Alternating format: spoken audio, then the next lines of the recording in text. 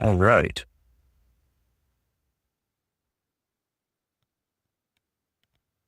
How's it going, everyone?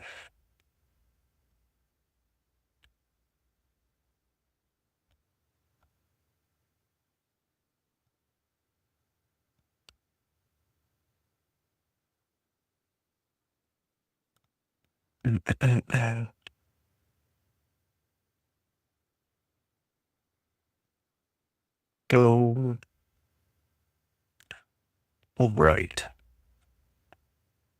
So yeah, to be going over the 96 gigabyte RTX 6000.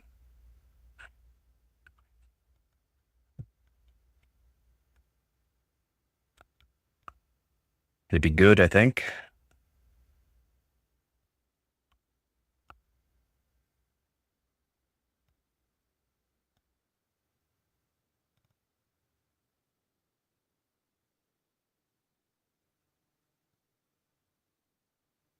See what the specs are like here.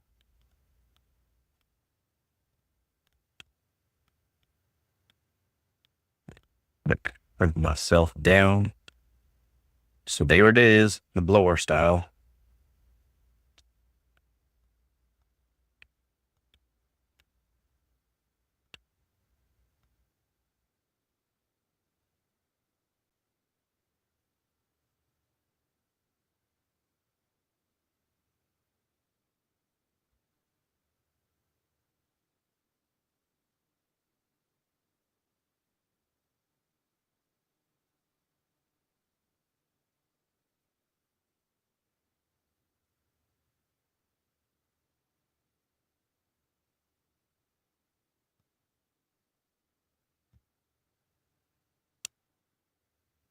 So yeah, 96 gigabyte. NVIDIA has yet to officially reveal Blackwell-based graphics boards for professional visualization, ProViz applications, but such cards are already undergoing testing in the wild by interested parties in Geekbench. An OpenCL benchmark result of NVIDIA's upcoming RTX Pro 6000 Blackwell Workstation Edition graphics card has emerged, confirming rumored specifications on the GPU and memory while raising questions about performance. Yeah, because I have gone over this as well, but there wasn't much to talk about, unfortunately. So now hopefully we have a little bit of something to talk about. How's it going, Jason? Hopefully you're having a good day.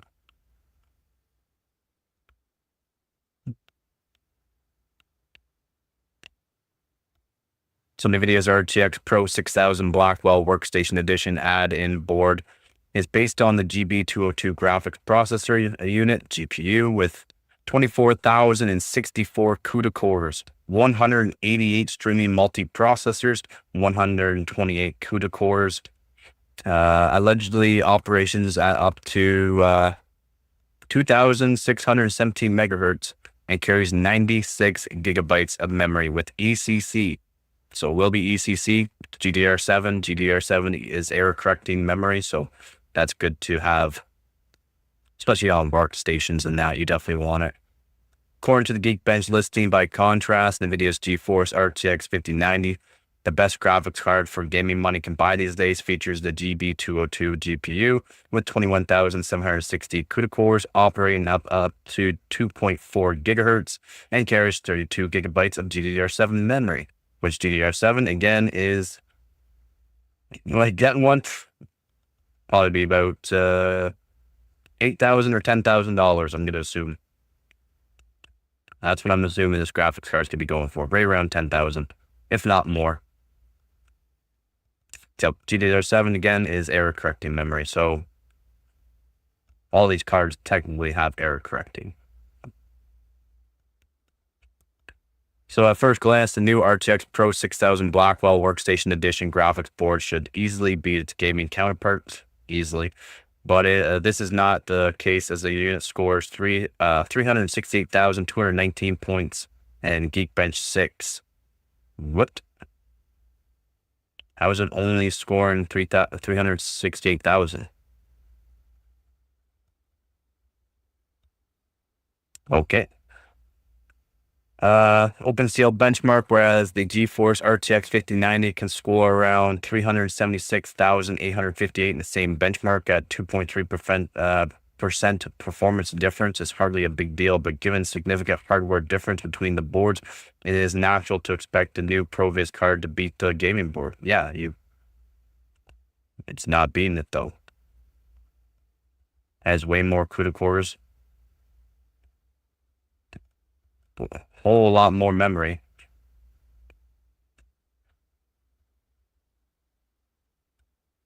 So it's not being in okay, horizon detection. It's beaten in horizon detection. Horizon detection for 21.3 gigapixels a second and 384,753 points it's scoring.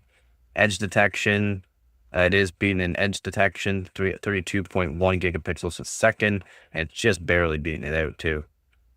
Gaussian blur here, it's beating out Gaussian blur a bit, and again, not a crazy amount, to be honest. 832,000 versus 795,000, almost 796,000. Yeah, 36.3 gigapixels a second versus 34.7 gigapixels a second.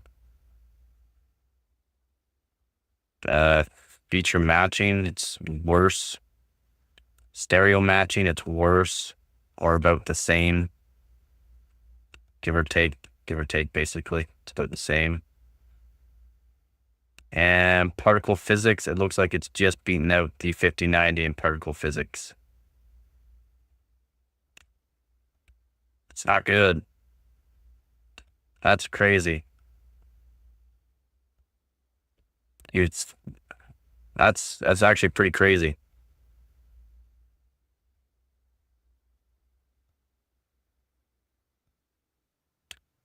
So, however, there are a couple caveats. First up, we are dealing with pre-release product with pre-release drivers. Yeah, so things could change drastically, hopefully. I mean, I hope it changes drastically.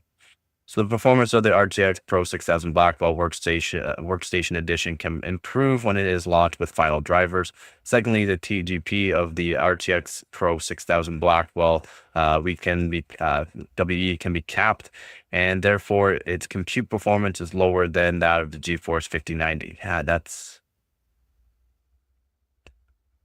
crazy, which can go all the way up to 575 watts. Thirdly, the current driver limits memory visible to OpenCL applications to 24 gigabyte, well, 23.8 gigabyte according to detailed GB6 results. Even though the unit carries 96 gigabytes on board, this proves that the driver is not final. Okay, definitely not final. So that's good. That's good because that's not looking good. Also should be noted on the base for the report, this RTX Pro 6000 Blackwell is not NVIDIA's flagship ProViz offering, as the range top dune model is expected to be called the RTX Pro 6000X Blackwell. Still, it should be absolutely crushing the 5090. The specs are good, but it's not. This is going to be a $10,000 card probably, if not more.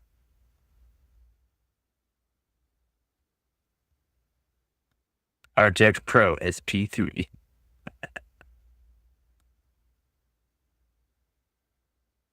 Yeah, RTX Pro 6000. Now they're going to have another model, the RTX Pro 6000X. But as you can see, the OpenCL score is not so great. And that could just be due to the actual drivers. And it's only showing 23.8 gigabytes out of 96. So that will help quite a bit, because it does have more CUDA cores. And it does have more CUDA cores.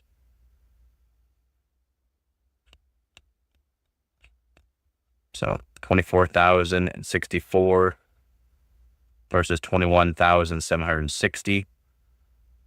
And it does boost up to 2.6 gigahertz, while the 5090 does 2.4.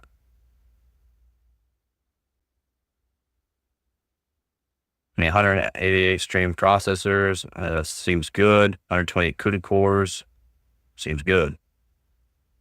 Yeah, This is the numbers we really want to look at. Although they're not giving us ROPS or TMUs at all, which is, again, big for performance.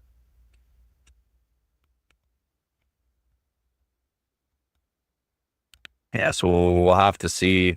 I mean, I was really hoping there's going to be a bit more about this, to be honest, but that's kind of basic. Again, a lot of these leaks are just Geekbench 6, and it's kind of annoying that they're just using Geekbench 6 for their testing. As you've noticed, like a lot of these benchmarks and leaks have been coming out is Geekbench 6, which is not great in my opinion. It does give you a whole bunch of actuality, but without final drivers, it's only going to give you so much performance. The performance can change drastically, as in could be better or could be worse. 96 gigabytes of VRAM, though. I mean, guarantee this card is going to be around $10,000 card. Minimum. I would say minimum around 10,000.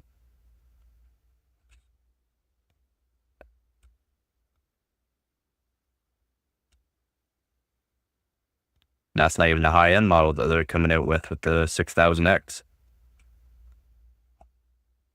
You almost think of this card as the H100 with 96 gigabytes.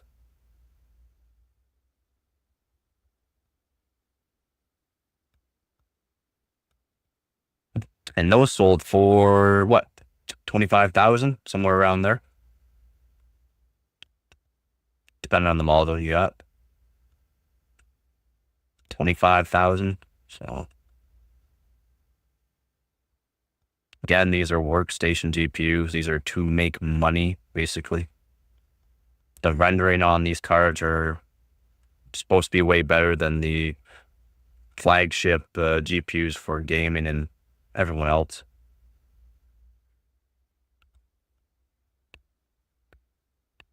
We can kind of see that. We can kind of see that here with horizon detection, edge detection, and Gaussian blur. The feature matching is basically the same, and that could just be due to the fact, like it's plus or minus. So this right here, they're probably exact same right now as that's all it's showing. But it's basically, let's say the 5090 was going with 24 gigabytes, same thing, about 23.8, whatever, 24 gigabytes of memory. And let's say they're running at about the same. So it says it's only showing 24 gigabytes. This score should be a lot higher due to the fact Gaussian blur will go up big time. Edge detection will go up big time. And this is already good, like for 24 gigabytes, right?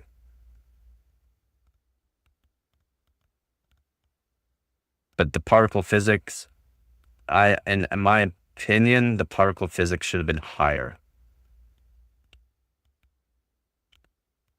The fact it has way more cores. And yet it's not. That is better, but it's not a significant improvement for how much more cores it has. It has 3,000 more cores. 24,000, 21,000. Almost 3,000 more cores.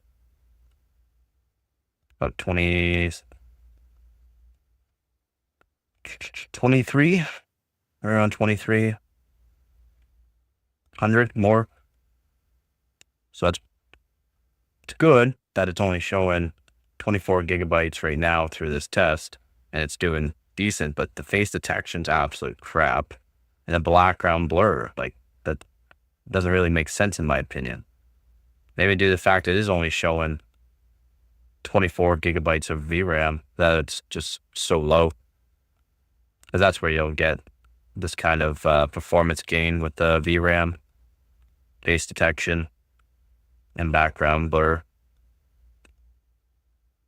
Again, horizon detection, it makes sense for the cores. Gaussian blur. Again, feature matching, basically the exact same.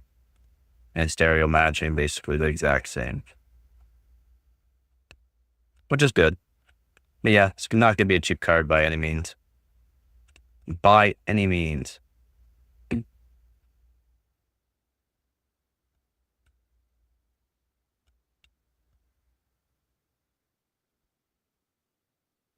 How's it going, Yanni?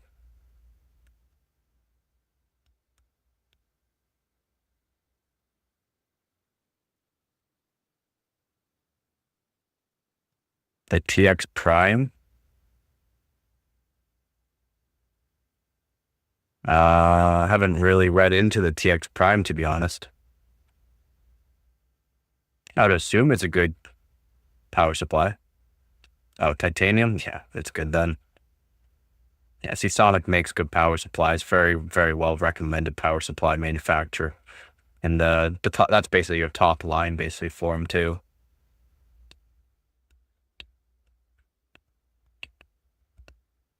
So, yeah, I would assume it's good.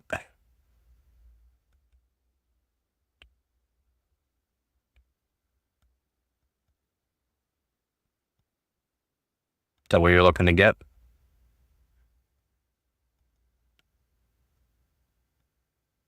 1,000 watts, good for up to a lot. Nice.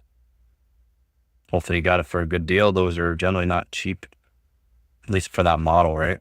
They're generally not cheap.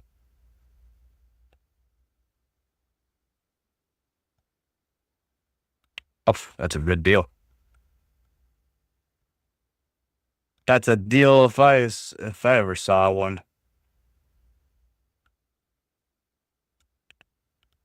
Is that $400 power supply? I think it is, isn't it? Canadian? Right around 400. 360 to 400. Yeah.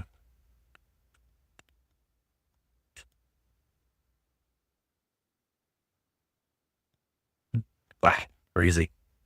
Then yeah, it's a good deal. Definitely a good deal. If you have like a little blower to make sure it is nice and clean, you can probably check the fin through the fins and that, see if it's actually clean. Clean it before you put it in, that way you don't have to worry about it. Just in case. Never know from used stuff. I always try to take apart stuff and clean it. I don't recommend taking apart power supplies though, but it's what I do.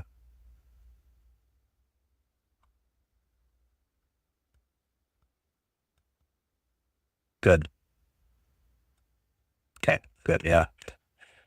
Yeah, you gotta be very careful taking apart power supplies. Those capacitors hold a huge amount of charge, and those huge, huge, huge, huge. And those, if one of those discharged on you, yeah, that wouldn't be good. Yeah, the capacitors are massive, absolutely massive. It'd been disconnected for like a week, and it could still have enough charge to cause damage.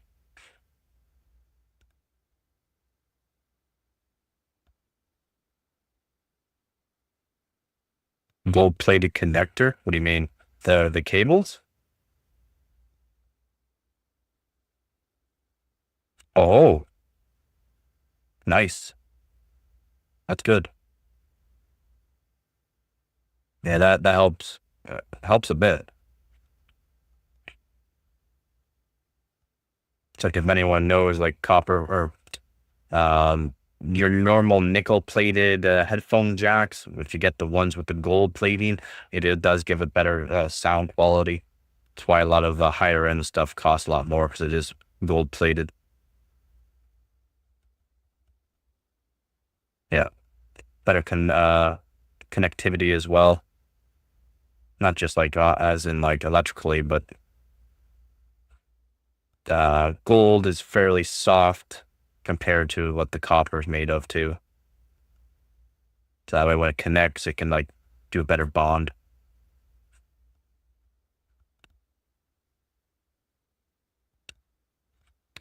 Yeah, I don't know. I'm pretty sure this is gonna be one expensive card just from other stuff that we've seen.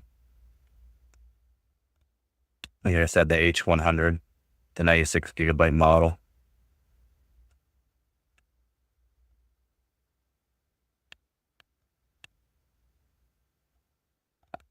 We'll see in a bit here how much better it is. 'Cause yeah, it's only showing 24 gigs. So.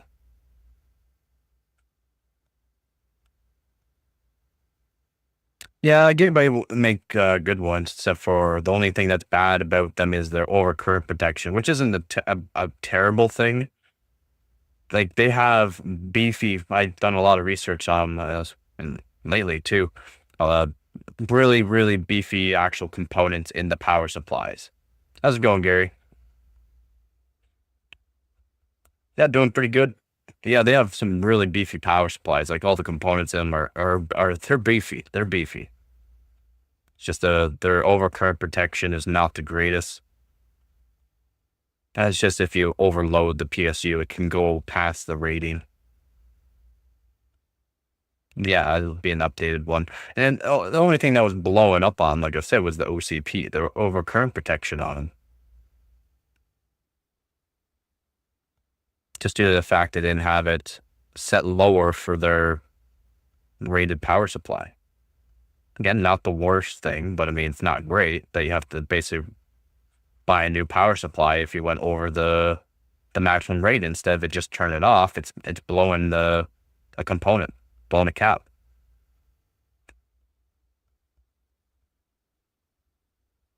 Which isn't great. It's not great.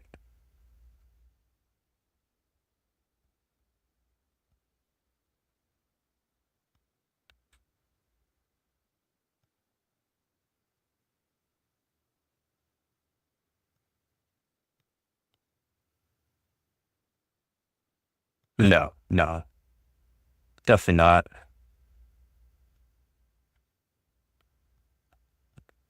The only thing you'll see with the 1080 Ti is some models go up to 340 watt. Yeah, stock. Max for the highest end models goes to like 270, 275 around there.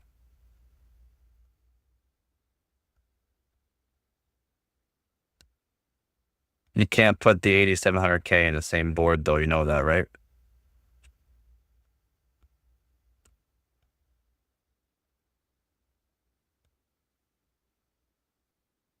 Okay, just making sure.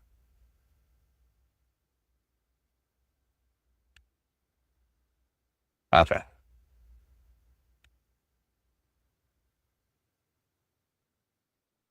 just making sure. Yeah, the 8700K will give you quite a bit more performance. 6 core, 12 thread. Yeah, it'll work. It'll work just fine. Not like it could be overclocked and the snot out of it. Oh, you did get one. I hope it's a decent bin too, man. Glad you got it.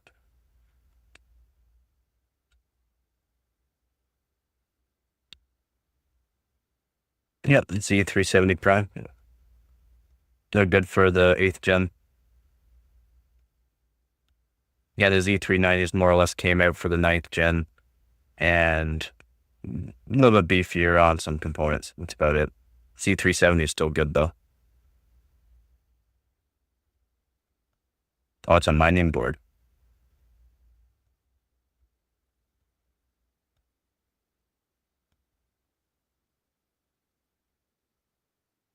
That really shouldn't matter.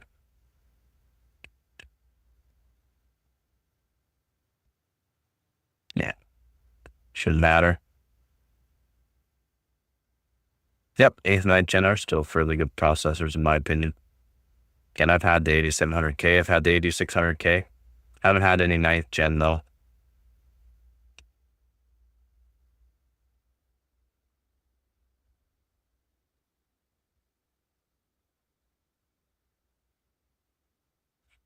Yeah, I need a lot of volts for it. Yep. And a bit of wattage guzzlers there. They're powerful CPUs though.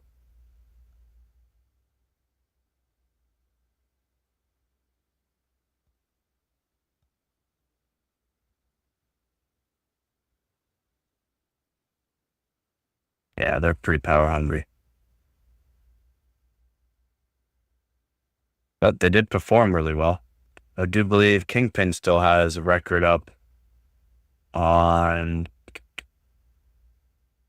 one of those.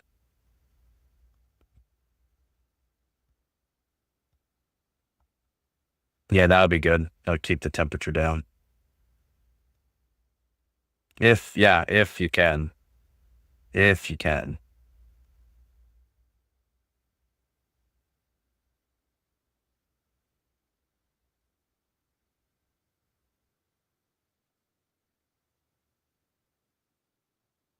Yeah, it was a good CPU for its time, for sure.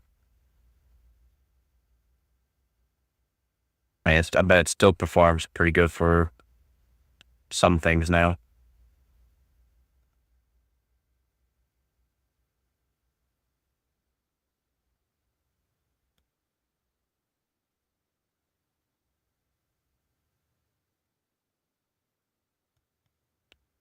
I want to go over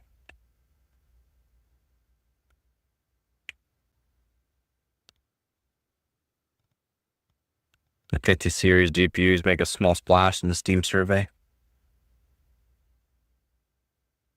Yep, 10 core, 20 thread.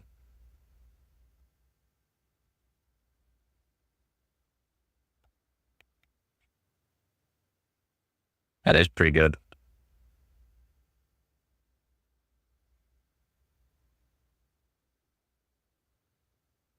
It is pretty good. Never know, your CPU might actually be more efficient too. So even at 4.2, you might get around 14K points too.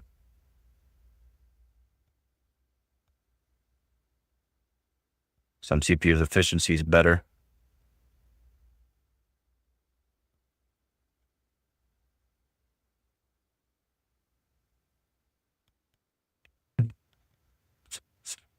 I showed that in doing the X5570s there. And one CPU was only doing 4 gigahertz, but yet was matching up to 4.2.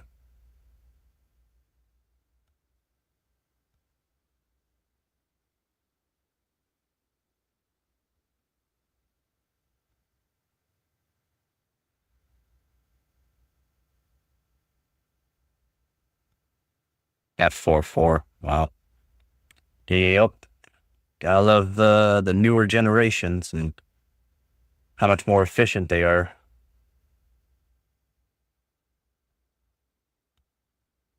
Be awesome if it had a better memory controller, to be honest.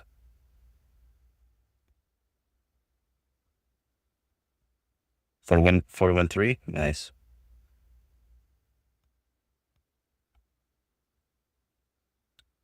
That's 650. Not the worst. Not the worst. I mean, 3070 Ti is around my area. You're still going for 600.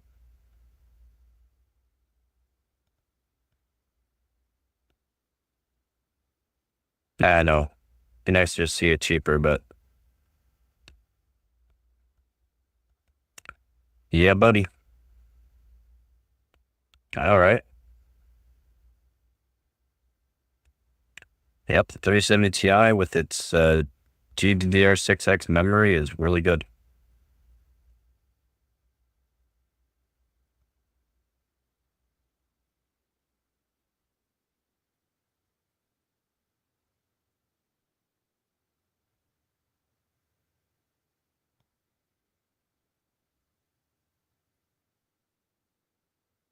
Oh yeah, yeah. Why would you upgrade if it's still working for you, right?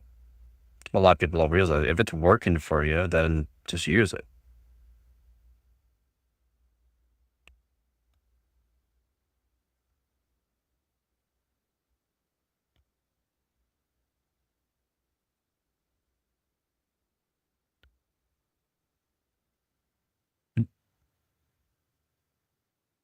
Hell, 6700K was a great CPU for its time. It is. 4-core, 8-thread.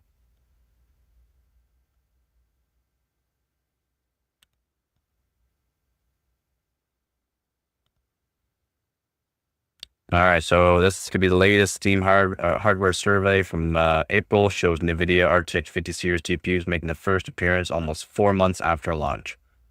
Conversely, despite their apparent retail popularity, AMD's RX 9000 GPUs are nowhere to be found on the list. While the absence of RDNA 4 is confusing, might all boil down to lack of adequate supply at MSRP.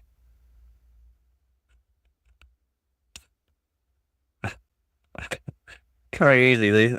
They sold the most amount of GPUs they've done in so long, or ever, and they're nowhere to be found on the list. Nowhere to be found.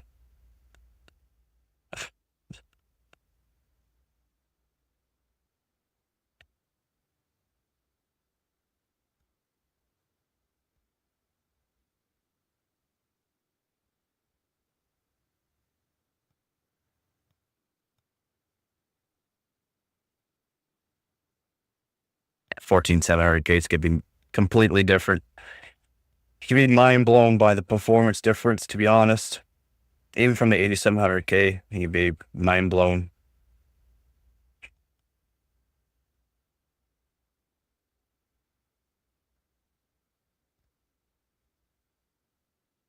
Especially in esports games, the amount of frames you get is just absolutely wild. Yeah, it doesn't compare.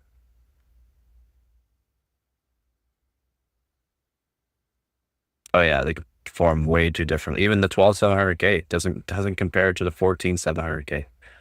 It does not compare.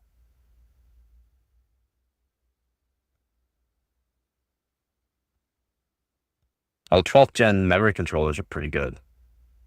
Yeah, 14700Ks are pretty massive difference. Yeah, you will be. I'll be somewhere close to my 13900K. Close.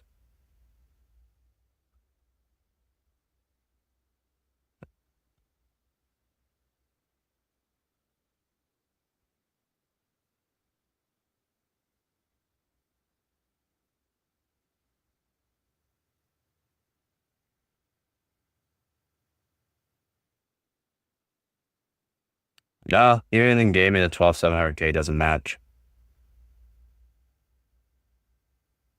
But like I said, for games that are going to be needing the CPU, doesn't match, unfortunately. The 14700K is good.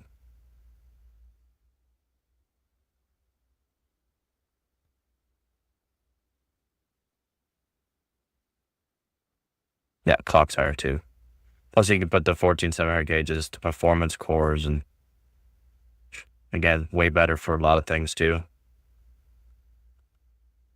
Lower power, more stability. Games love it when you just on performance cores on the 13th and 14th gen. If you just on performance cores, so much better. How's it going, Frame? We're going over some NVIDIA GPUs like the RTX Pro 6000. We just went over it.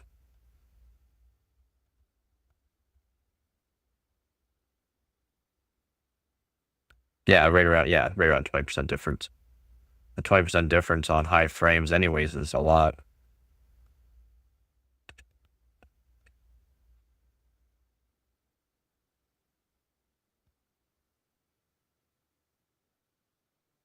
It is. So it's a lot. Let's say you're 200 frames, right?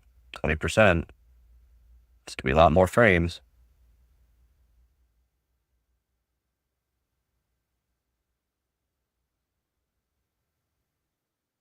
You'll just be frame chasing anyways with it. And on your monitor, you should stay up well above the refresh rate of the monitor, even on 1% lows. How's it going, board? Good afternoon, buddy. You play CS with maxed out. Okay, so you're definitely not trying to go pro. Yeah, you're definitely not trying to go pro. You're not using competitive settings at all.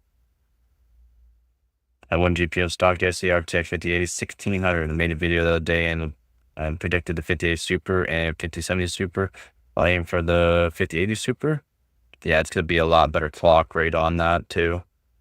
And just, that's generally what they are.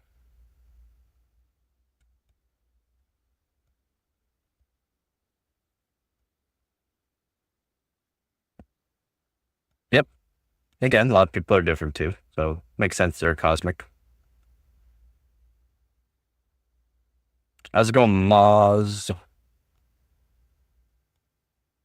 24 gigabytes. Uh, uh, I don't think it will be, but you never know.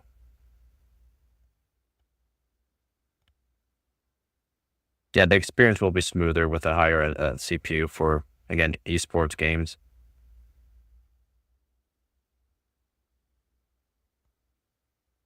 Doing pretty good. Thanks, Moz. How long do you think before the first GPU manufacturer in the US?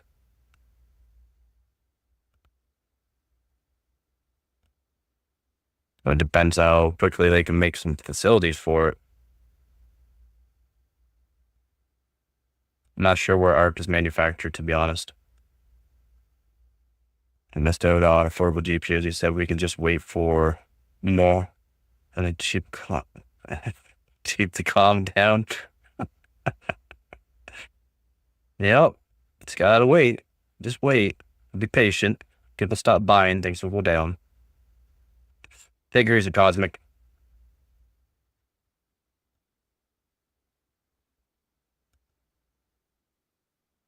Yeah, I say around there too there.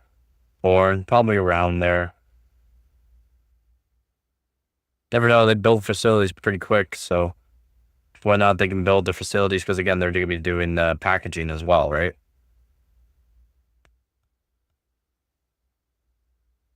May 26th, 2026 for console release. Geez, another whole year.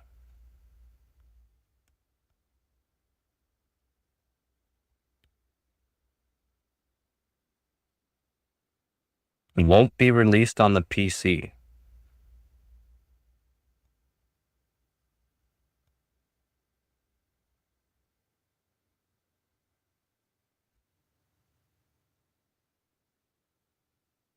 It does go by fast, they're born. It does.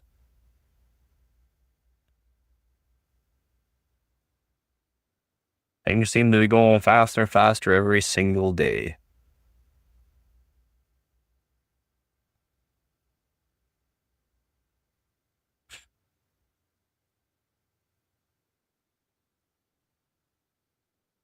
How's it going, Joe? Yo, it's Joe. Never know. Might change, right? Might change, and they might make it for PC. It's kind of odd that it's not going to be made for PC. Probably what they're just saying, so more people will be buying consoles, right? I want to buy a console because I want to play GTA 6. Blah, blah, blah, blah, blah. It's how they get you. It's how they get you. I love marketing. Remember, people, a lot of marketing stuff out there.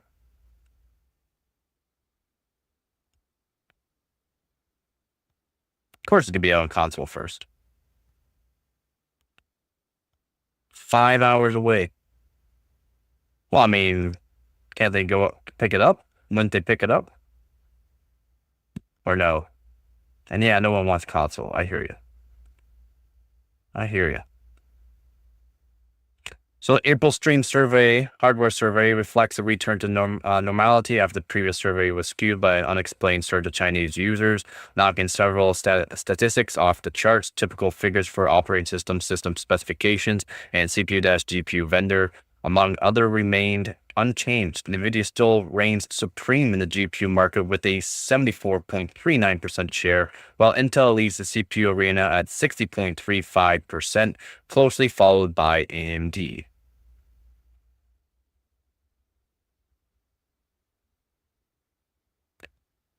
Yep.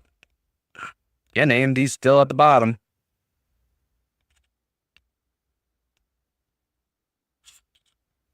Several new GPUs have gained traction among gamers per the Steam hardware survey, including NVIDIA's RTX 5080, 0.38%, RTX 5070 Ti, 0.28%, and RTX 5070, 0.38%.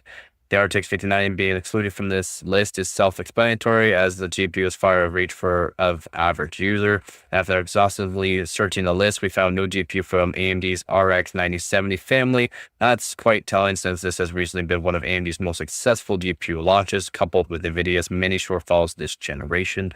Again, AMD sold over 200,000 units, And that still does not even compare to how much NVIDIA has sold. Again, AMD sold the most amount of GPUs they have in ever this year and still have not matched NVIDIA. Unfortunately, very, very unfortunate. There's a new AMD GPU on the survey, though. New to this survey statistics, at least, AMD's RTX 7800 XT appears for the first time in April 2025. Figures landing at 0.27%, and the same as 5070 Ti. The RX 7900 XT, 7900 GRE, 7600 XT, and 7600 all remain missing in action, along with virtually all Intel Arc GPUs other than integrated Arc graphics.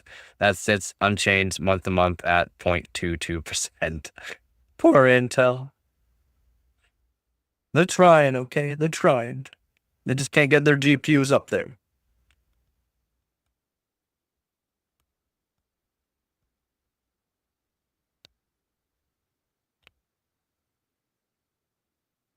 Midway. They've now changed it, the PC on day one. Yeah, exactly. Of course they're going to change it. They offered to meet halfway, but really don't want to drive that far. Oh, I hear you there. Brutal. Why would they even be asking? Wait, 63%? Wasn't it 78 a year ago? Yeah, Intel's gone down because of the 13th and 14th gen thing. Still way higher than AMD. Yeah, it's true. Beginning of last year, Intel had 83% of the CPU market. It's gone down quite a bit for Intel.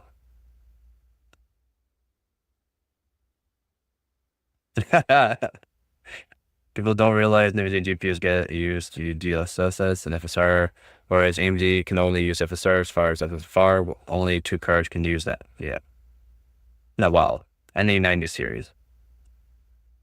Wake me when Intel hits 1. Yeah. How's it going, Duck? Doing pretty good, man. How about you? 11600K? Good CPU. Good CPU.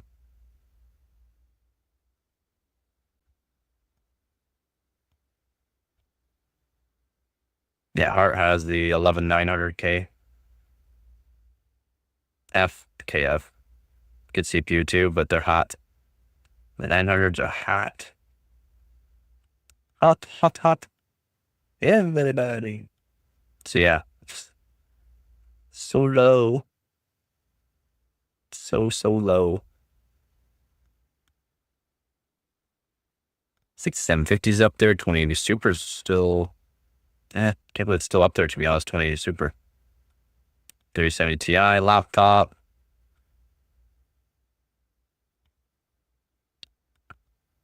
Brutal. A lot of people still using 9070s. Again, these 0.3% is still a lot. Okay.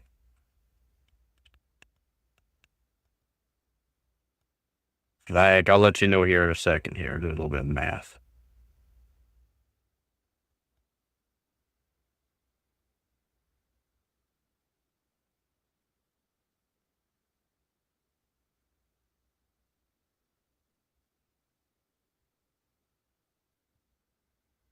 Still around. Wait, is that right? For me.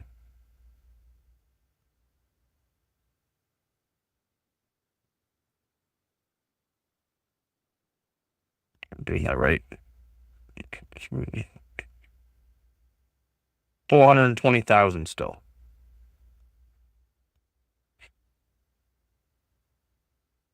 There's a lot of people that use Steam, so 140 million, something like that. There's a lot of things and they're satisfied with their choices. The whole part of gaming is to enjoy yourself, so that's really fine. Yeah, just enjoy yourself. Yeah, Intel GPUs are nowhere to be seen on this chart.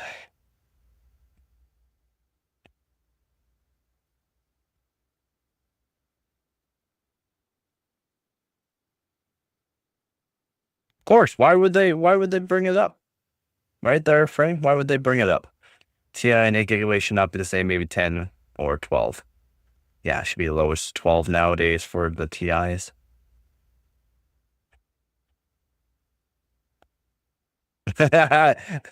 Yeah, Born, so true.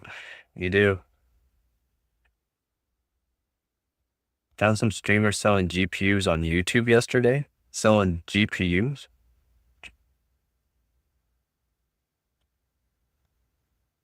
I, I do want it, and I gotta have it. No, you do not. UHD 630. Integrated graphics. Has integrated graphics. It's great. It's kind of weird that you see Intel's integrated graphics, but they're okay. Yeah, Radeon graphics right here. Still, Intel's graphics is more. Oh wait, no, yeah, no, it's still more. So while the Steam hardware survey does not encompass every user, it still gives us a general idea about customer mindshare and sentiment.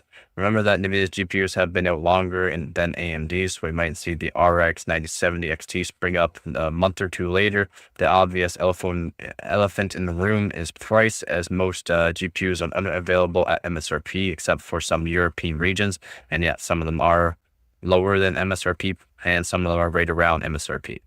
This also extends to AMD's RDNA 4 pre-built, carrying the best value proposition. Explain why gamers might be willing to spend a bit extra and go Team Green. And they want a little more performance. Ray tracing too.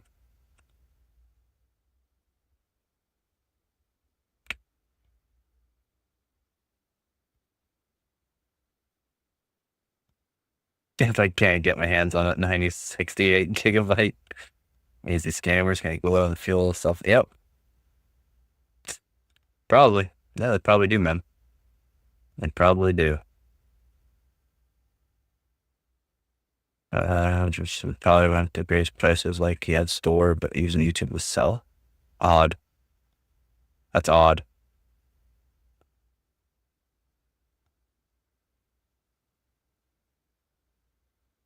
Yeah, NVIDIA launch was before AMD's launch, right?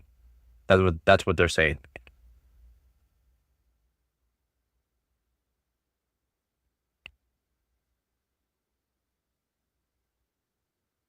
Yeah. Yeah. They meant the new models. There's been a lot of scammers selling GPUs on Amazon. Always make sure it says customer service by Amazon, then you'll know it's not a scammer. And even if it is Amazon, it will be responsible. Yeah, very true.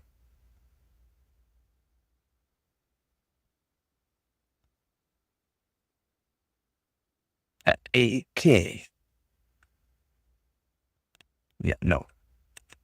Definitely not.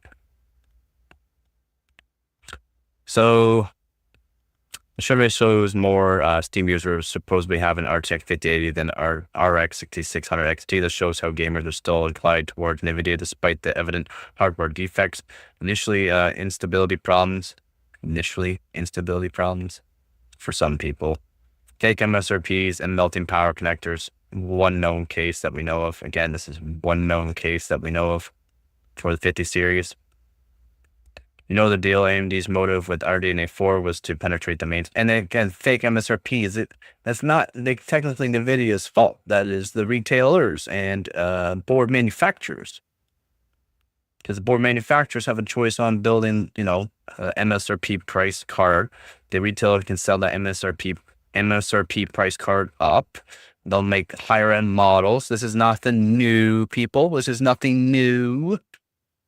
You know the deal. AMD's motive with RDNA 4 was to penetrate the mainstream market with powerful yet cost-effective GPU solutions, and the RX 9070 series seems to have achieved that goal, assuming you can buy one at MSRP. The most common GPUs in the Steam hardware survey are budget-oriented 50 series and 60 series, as that price point hits the sweet spot for most gamers. With prices falling slowly but steadily, AMD will need to go one step ahead with its RX 9060 XT GPUs, as that's where the bulk of the market lies. Rumors still suggest that AMD will segment its 9060 XT family with 8GB and 16GB offerings, where the former will undoubtedly struggle in many memory-bound scenarios. In any case, all eyes are at Computex, where AMD is expected to reveal these GPUs with retail availability anticipated by early June. Early June.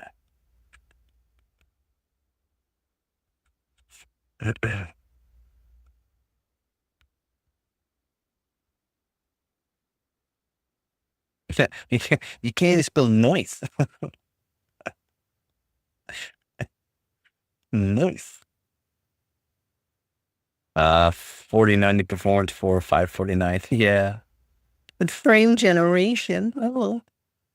But we didn't tell you that. NVIDIA set the MSRP as the retailers and scalpers faulting for yep.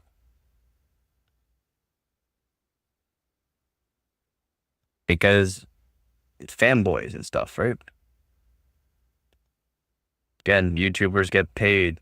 A lot of YouTubers have been paid by AMD for the past, I don't know, it's 2 years now. So why do you think you're hearing so much more about AMD just being nothing but good? It's not like I'm trying to fault AMD for doing it. It's smart. They're good at marketing. Remember that. 4X frame gen. It's out of this world. Yep. And the 5080 below MSRP price. Pretty wild, eh? Like they're actually doing the 5080 below MSRP price. Yeah, I went over that yesterday.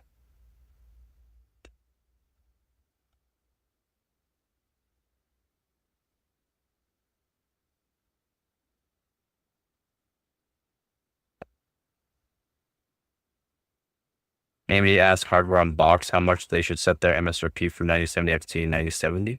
What? Thanks, my fans don't sound like a 747 jet no more. Faulty PDM. Yeah. Good job. Glad you figured it out. Yep, exactly, Arnold. Yeah.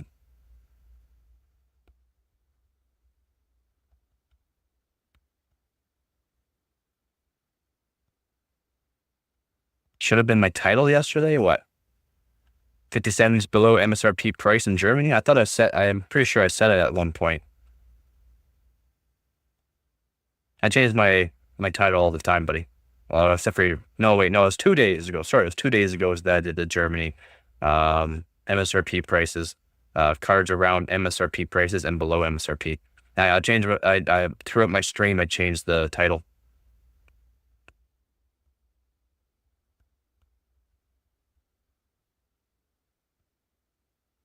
It's kind of what we're talking, all right?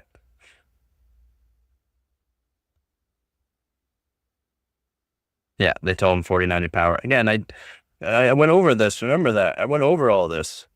I did the live stream of the live stream. I told everyone the same thing. It's not going to happen. There's got to be something going on.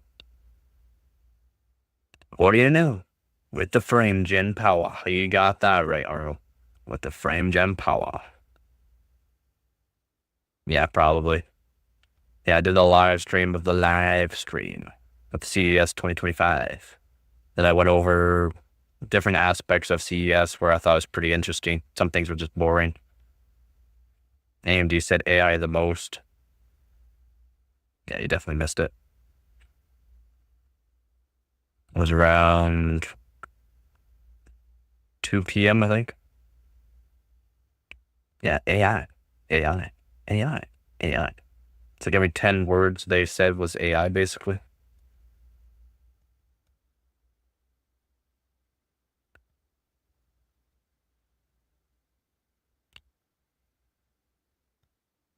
Yep, this is the charts now. These charts are good still. These numbers, these percentages don't look like a lot, right? It's a lot. This is a lot. This is a lot of cards.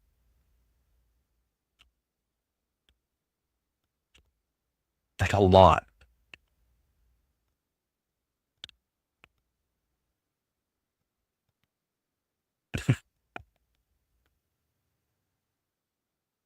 Yeah, AMD said AI the most out of Intel and NVIDIA, even though NVIDIA has the best for AI stuff and we're showcasing their basically like for data centers with the AIs and stuff like that.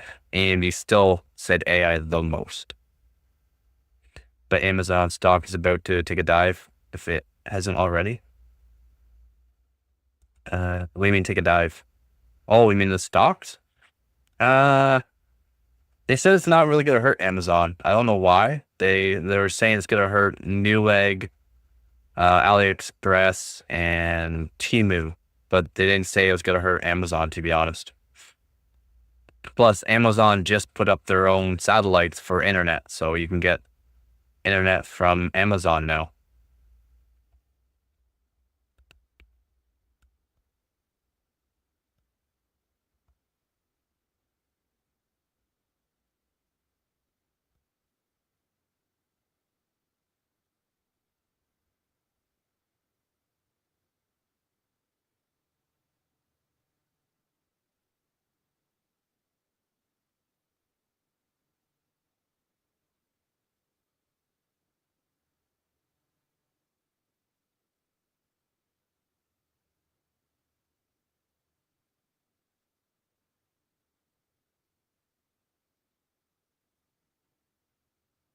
They should offset it, yeah, should help. But in space, yep.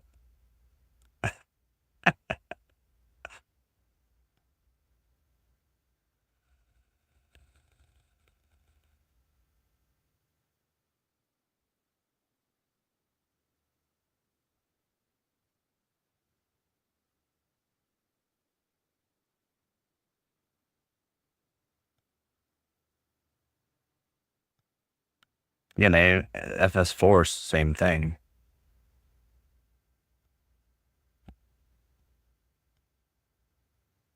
Plus, to use a lot of third-party people. They could just, yep.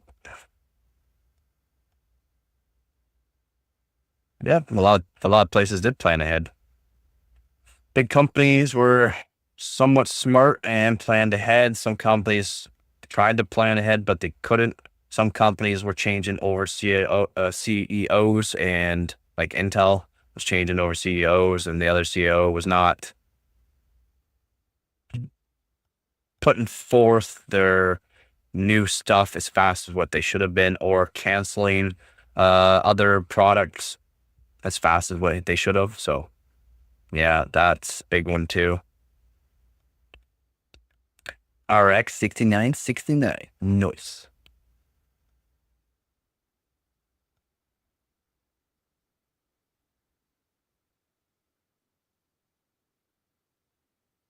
Yeah, well, you're talking a the NVIDIA is like one of the biggest companies versus AMD that's not. Even with their CPUs and GPUs and workstation stuff, they're still not comparable.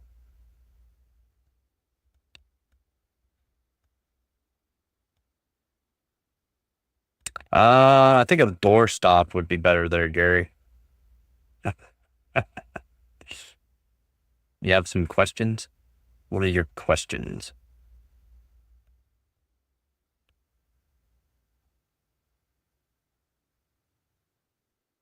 They've been lagging behind everything. What are you talking about? Everything. They're lagging behind in everything.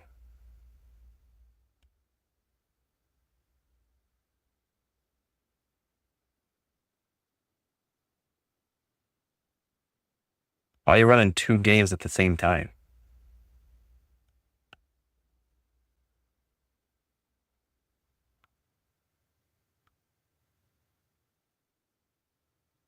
Normal to be running two games at the same time? When are you running two games at the same time? You know you're supposed to close one game out before you open up another one.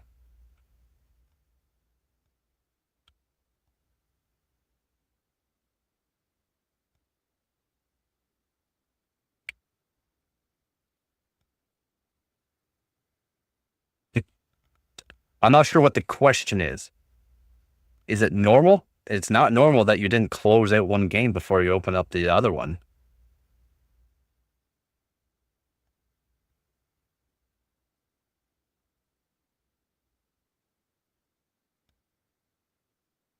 Okay, well, why are you doing all that?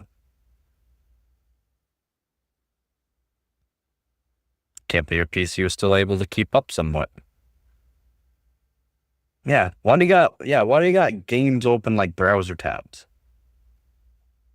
Ah, yeah, yeah, good job. I mean, just because it's running Unreal Engine 4 and Unity doesn't matter. Those are just game engines.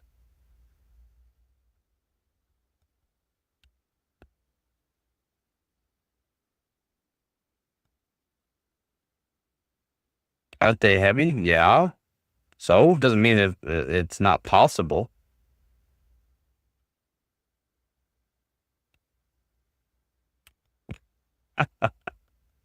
I bet you do there. I bet you do. What's up, Dabatron?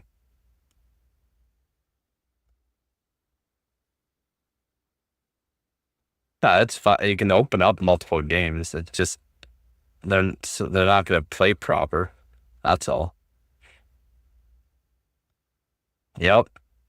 OnlyFans, here it comes.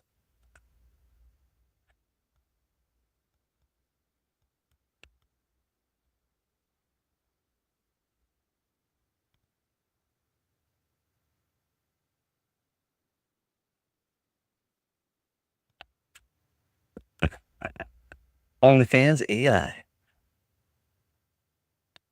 What? No. People are getting the wrong ideas on how CPUs and GPUs work. You cannot go past what it's like what it can go to. If your cooler can keep up to what it can do on max, it's max. It can't. It's not like it's gonna harm it.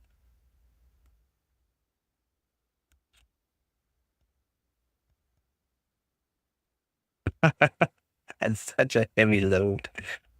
Oh my god, boy.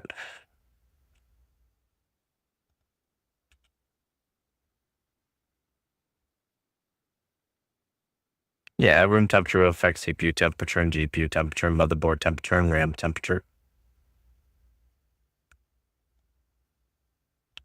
I have to choose. I choose you, AI. That's right. I choose AI.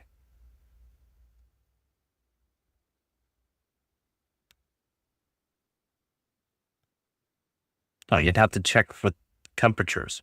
You have to check the temperatures. Doesn't mean your PC's cooking. It's probably warm, but you should have been checking the temperatures if you had that open. 86, still within limits. That's still within limits.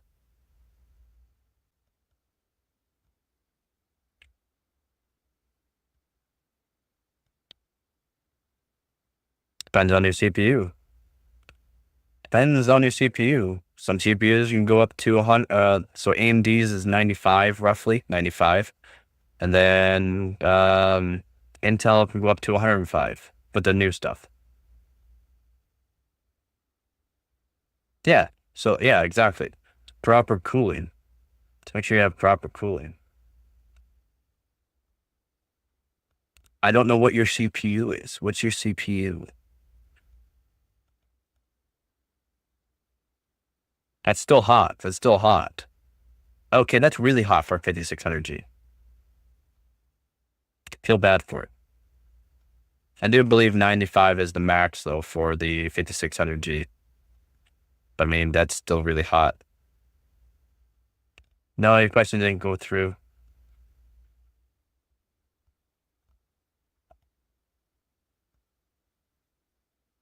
No, your question didn't go through at all. You on the stock cooler? Well, that's seems like you're doing pretty fine for a stock cooler then.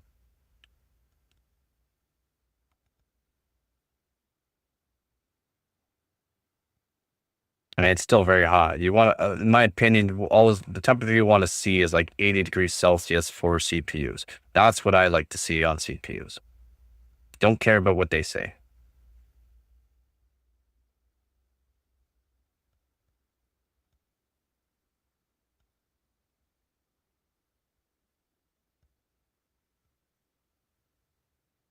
What are these questions?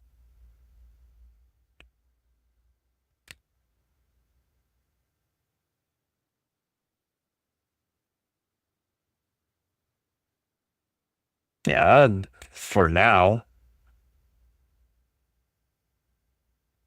Who knows how hot everything else got though? How much wear you just threw on the PC because everything was so hot. So I said, try to always have good airflow in your PC case. CPU temps on max I like to see is 80 degrees Celsius.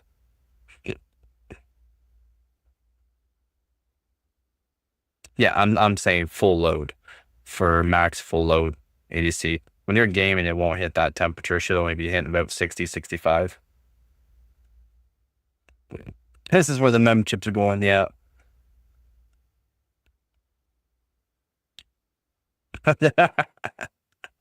Four gamers will stay with 8 gigabyte until AI takes over the world. Yep. Not good, eh? I mean, it's crazy how many gigs are in these cards. I'm just wondering what they're actually using. Are they using are they using these new chips? Or are they using the same GDDR7 chips? It's error correcting, so it could be the new chips that Micron and Samsung are making. Hynix.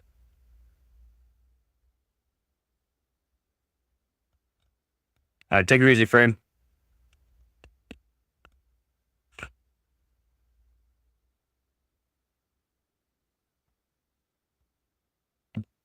Because those are pretty high density to put on a board. Like, I'm wondering, it's got to be double-sided PCB for one.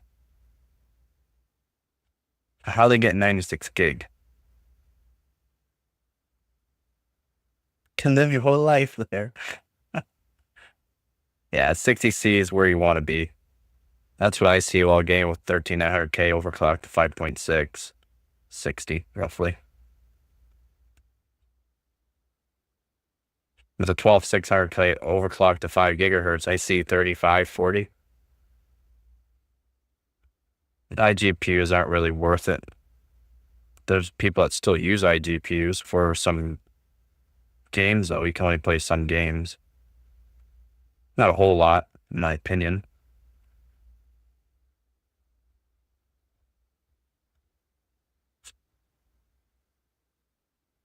Yeah, and these new iGPUs are just getting better and better, right? So, like, they are getting better and better. Yeah, that's what I'm wondering there, Leonard, if there's a stacked.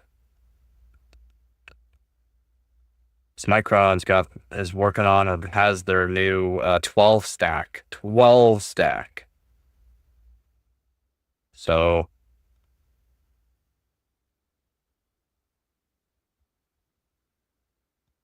no, because some electronics will run hot too, though, man, Born. They'll run hot. 70 degrees, 80 degrees, 90 degrees. Let's go with Theo. Let's go. Yeah, I'm probably getting dual 1060 for $50. Wow. Not sure if they're 6 by 3 gigabit ones, but at least it'll be able to some Ocpc get solved. Price out of it, and then get more GPU. I'm doing pretty good. Doing pretty good. Glad you're doing good as well. $50 for two 1060s though. They gotta be 3 gigs.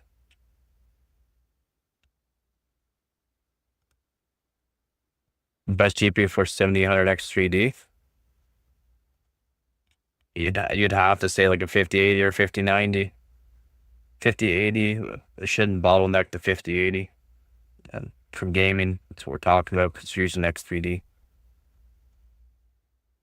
For 1060s, yeah, I believe. No, they don't have SLI? Probably use them in Crossfire.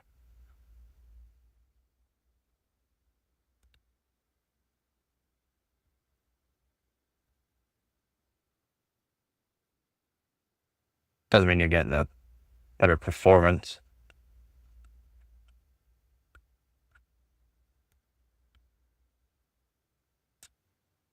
How good is that Fortnite? You'll be seeing all the frames.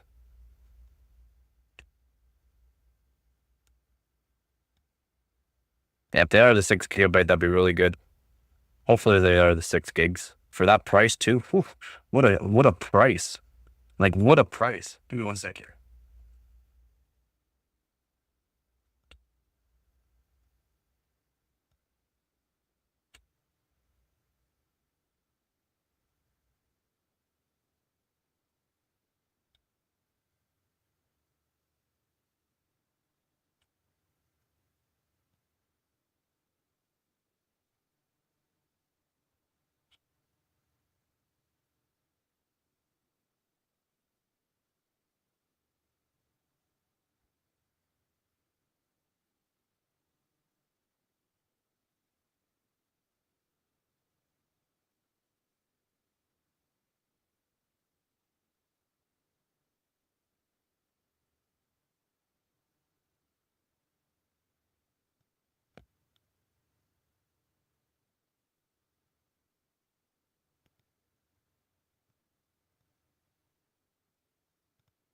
It doesn't Bluetooth the frame. My frame's not worth it.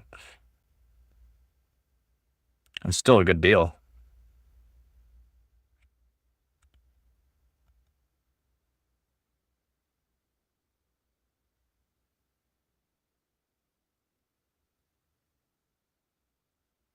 Okay, what?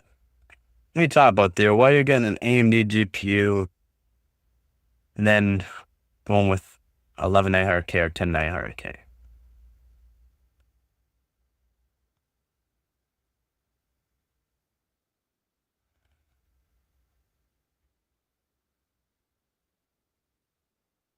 $1660 Super just laying around?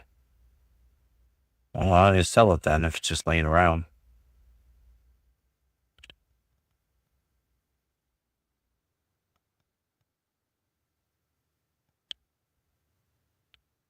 AMD plus NVIDIA best? What are you talking about?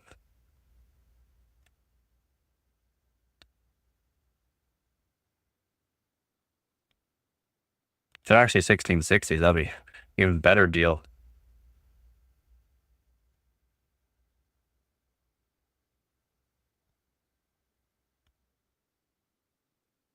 Yeah, Intel CPUs are good for editing, yes, but for the more cores.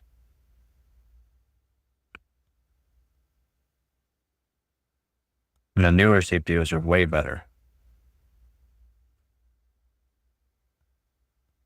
And yes, the new AMD GPUs have AV1 encoding, but you have to make sure you get a new 9000 series GPU. That's the only way you're gonna have AV1.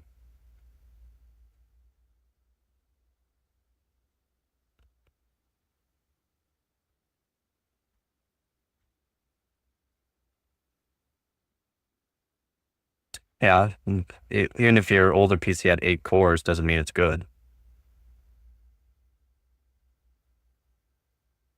Intel, but it's AMD. You're talking about AMD. AMD is not as old as Intel either.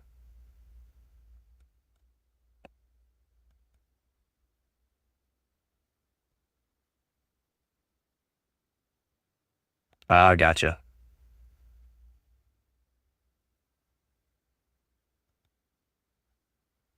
Yeah, you can get issues with the drivers, but generally you can put 2 different GPUs in the system.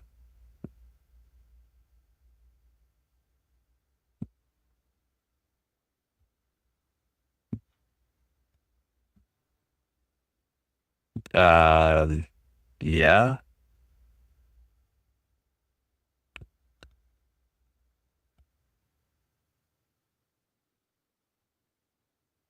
Yeah, for troubleshooting, yeah.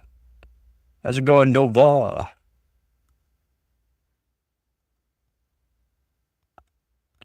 Yep, you can use 2 different GPUs though in the system.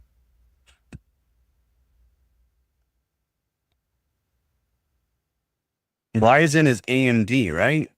Ryzen's fairly new.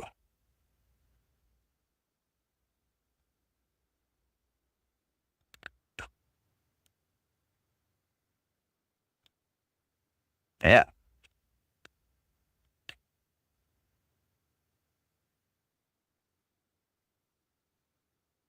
For Core Ultra 7, but it would be freaking overkill even i9. I'm more. I should choose an i7 1200K or just i9 and be high dollar. Well, you could do, you could still do like an i5 14600K and outbeat the 12700K, right?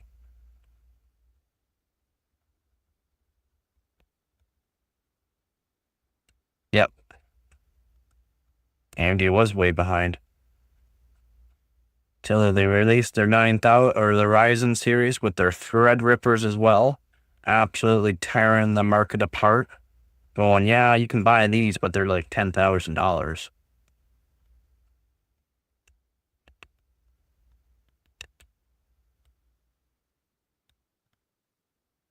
Or you can buy a Ryzen 1700X.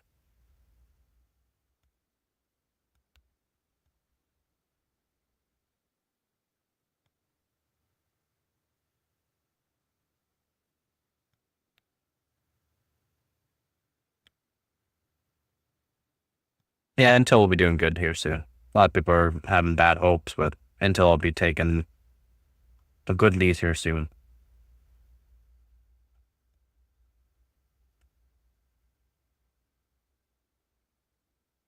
Depends on who's more inclined to do more work and to,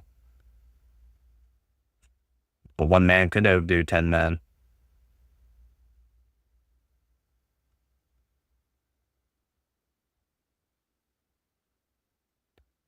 The best GPU is the Ryzen 4070. That's funny. Yeah, 14600K is still good. Still got lots of cores.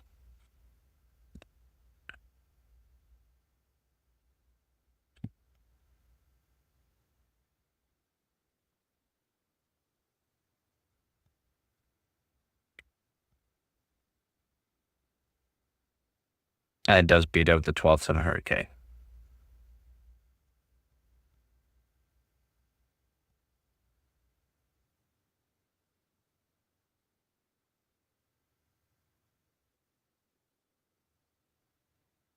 Can't become rich because you rent out a house, but I mean, you can make money off it, yeah.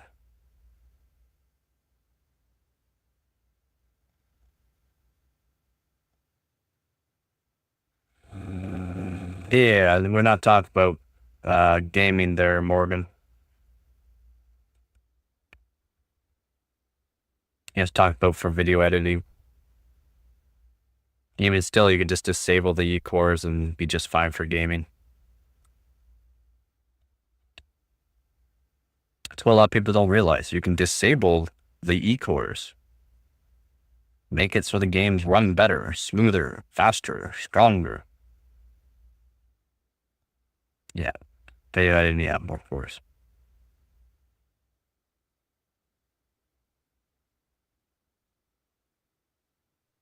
Oh, 100%, yeah, definitely investment strategy.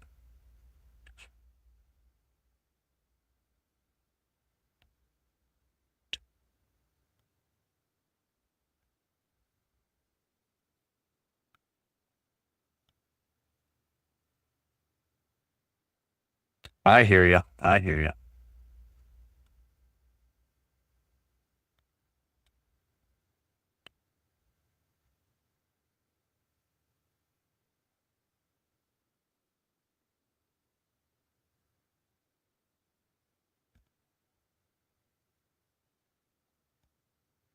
Well, for E-cores, you're going to want it for video editing. It'll help speed stuff up.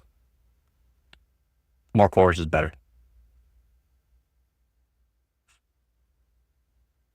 Yeah, it would help people out. True boring. 1060s work with my motherboard, Prime, ROG Strix. I don't know if 1660s would work. Yeah, that would work, no problem. Yep. Yeah, they'll work just fine there. Let's go.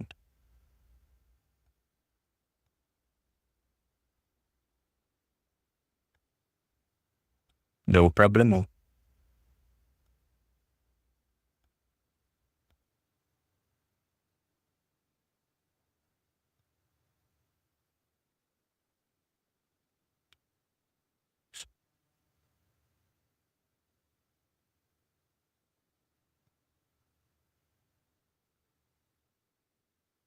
Yeah, in a way, I guess some become popular.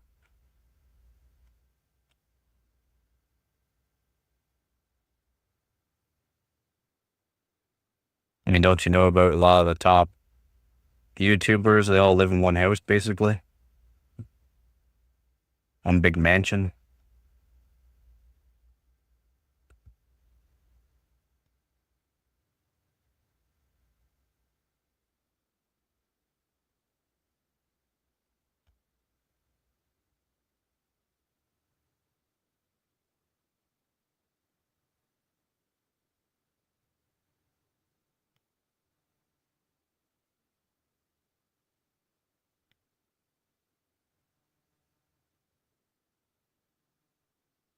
Yep. To live in the same house.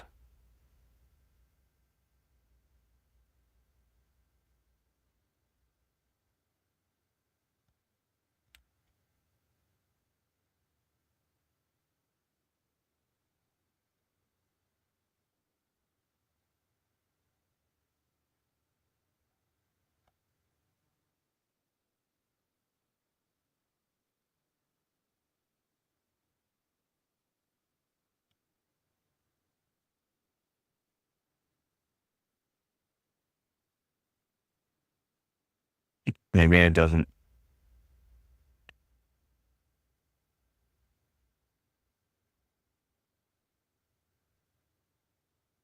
Yeah.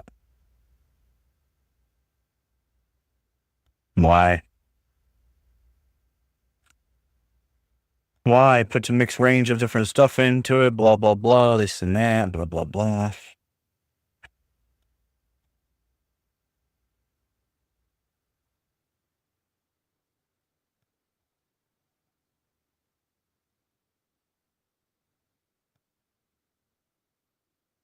Yep. Puts the viewers around, saves them money, basically. Gives them a safe spot to be. So why not? Why not? Not terrible. Not a terrible idea. Right? Nah, they got security in those places. I don't have to worry about nothing.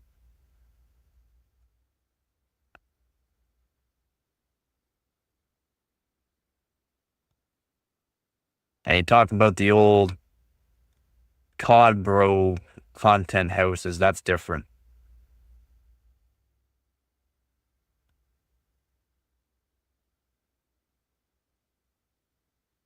Your driver crashes? How do you know?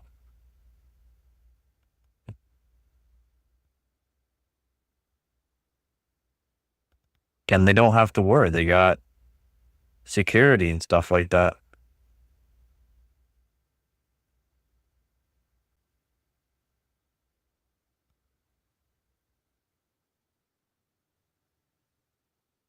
Yeah, they'll support you just fine. They'll support just fine. You're gonna have to redo the drivers though. So DDU the drivers from the old graphics cards and then put those in.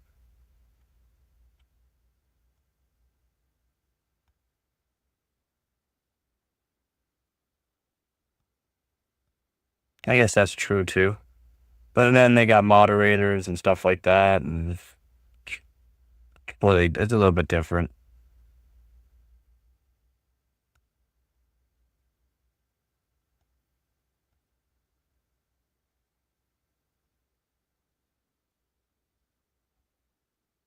Yeah, it sounds like a driver's crashing.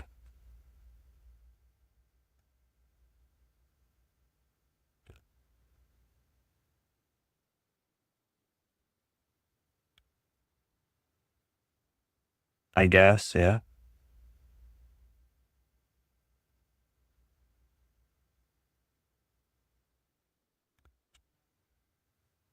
Yeah, swatting doesn't really happen here in Canada.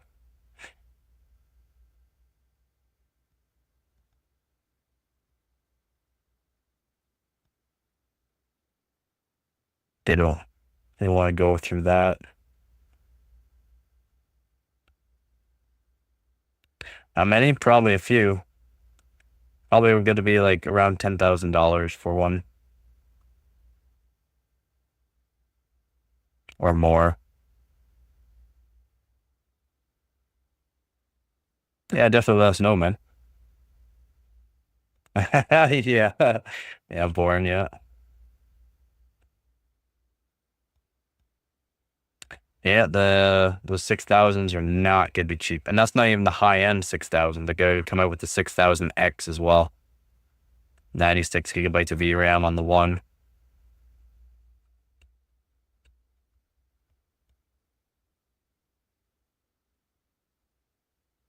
I don't think you can do it once a week. You have to do it like every 2 or 3 weeks.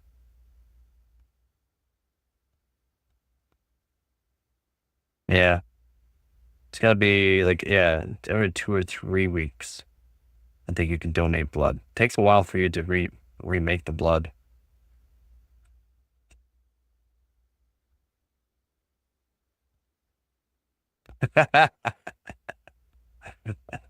Whatever you can do.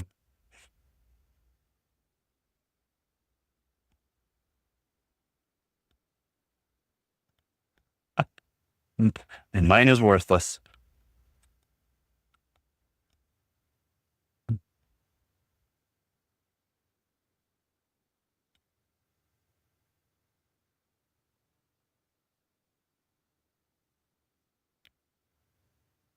Yeah, it'd have to be able to make more. Brutal. Absolutely brutal.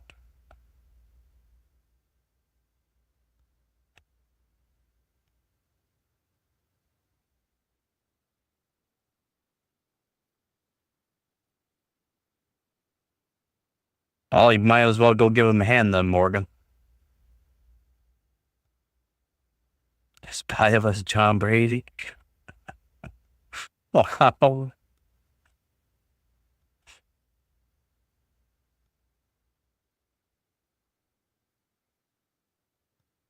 You can't sell deer.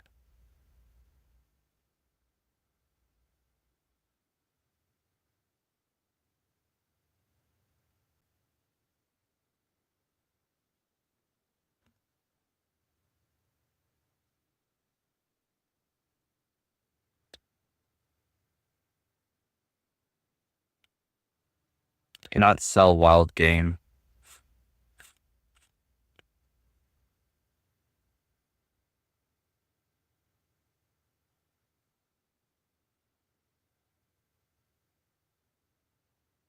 Okay. And no do.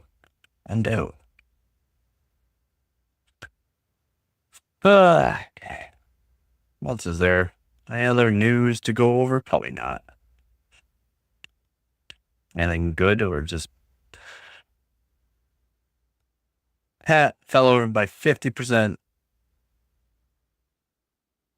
But the hydro company's not too happy about that though.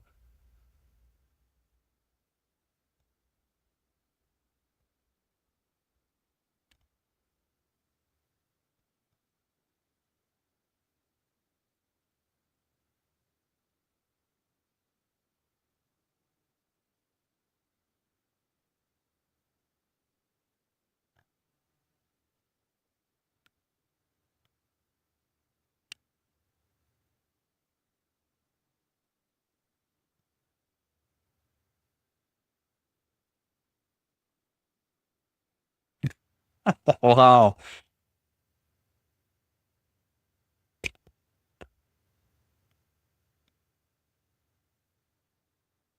Even more brutal, you guys. Brutal, you guys. Absolutely brutal.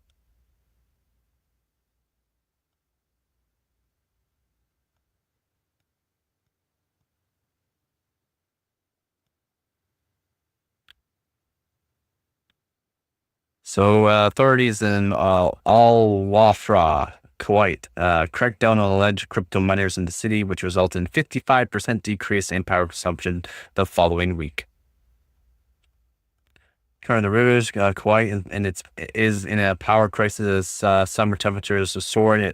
Its growing number of citizens are pushing the power grid to keep cool, while some power plants are experiencing maintenance delays. Kuwait authorities allege the cryptocurrency miners are pushing power demand beyond the country's capacity, leading to blackouts and major power crisis. What would it?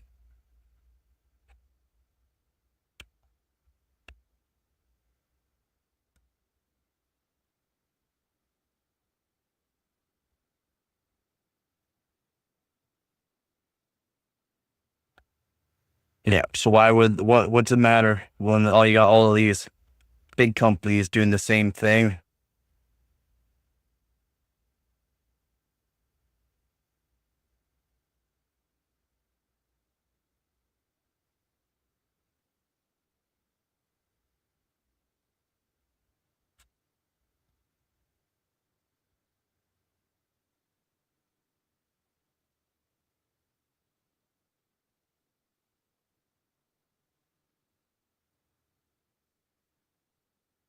Yep. Went over that yesterday.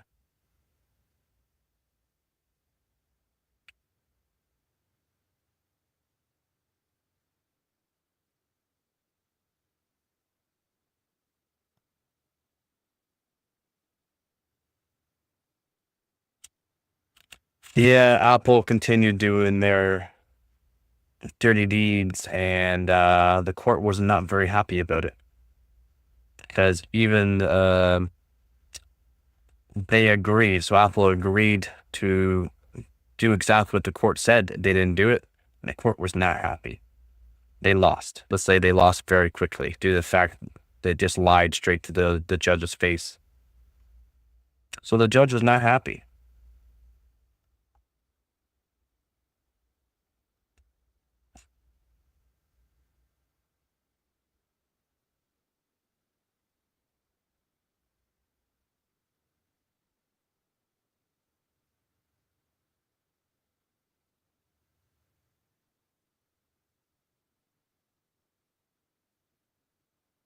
Yeah, they're putting charges on stuff that should was technically free before, and then they started putting prices on things and taking 30% of the revenue basically as well.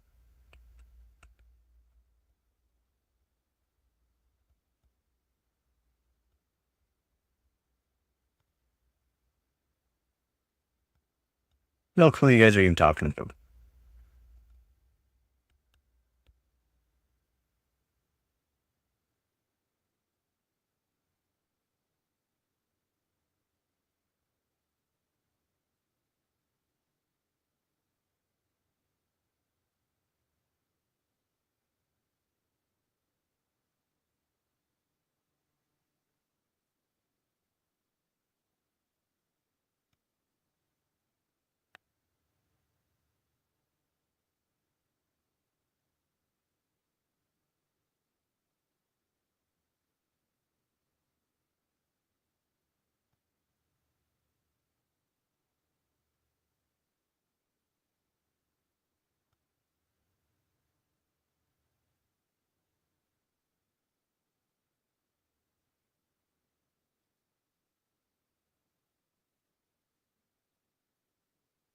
Well, I kids.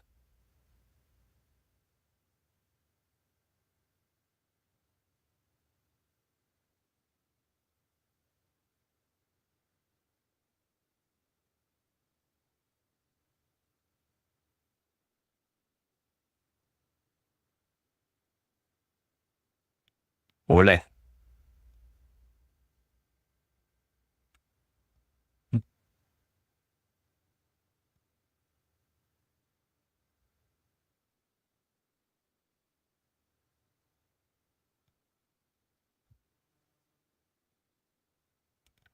They basically lawsuits and that for that there. Let's go. It's happened before, so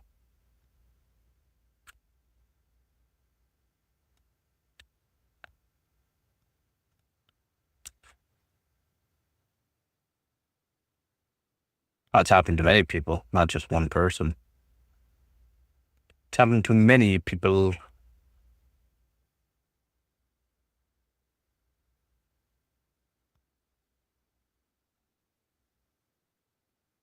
533. Holy.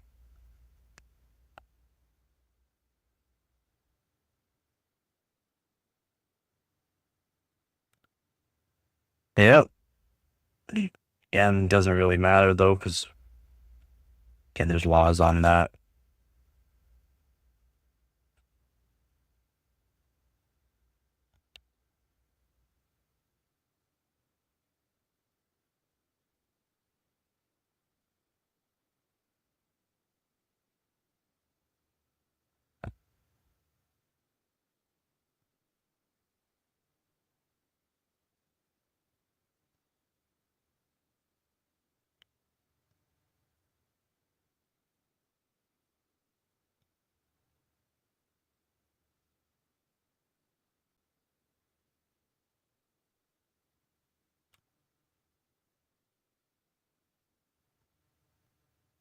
It's a true story. There's a lot of true stories. A lot of weird true stories out there too, guys.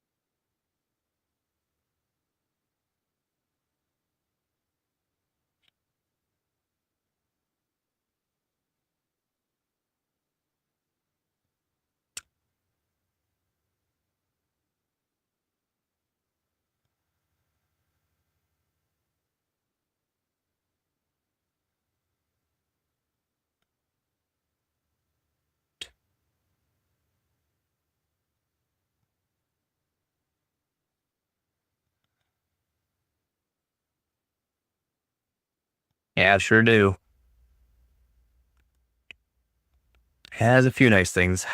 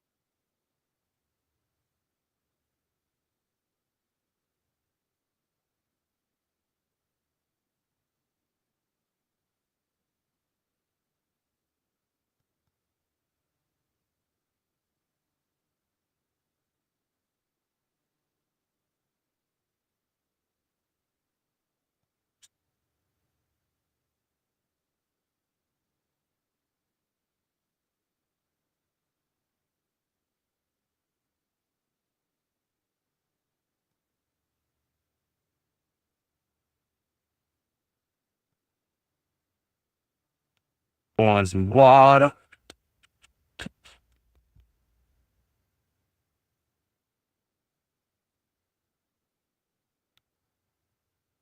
Yeah. I mean, you start building PCs and that's start really knowing what's really needed too. Yeah.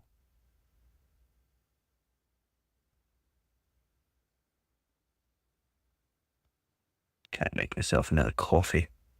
Quick little coffee.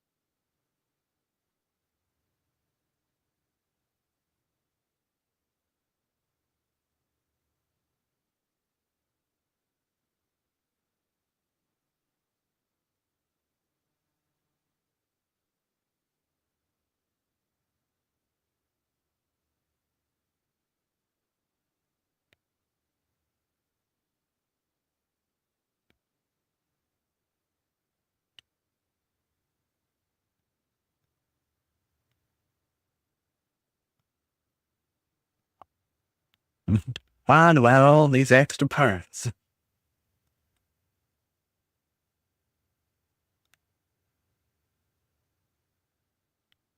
Probably from an update.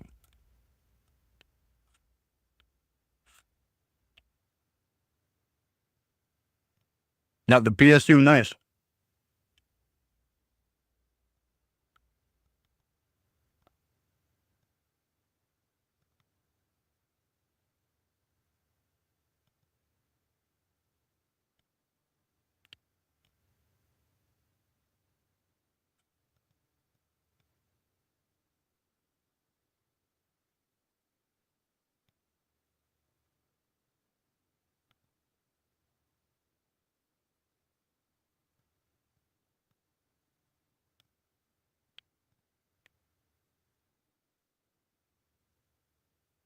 Apple expects to source over 19 billion chips from the US factories this year.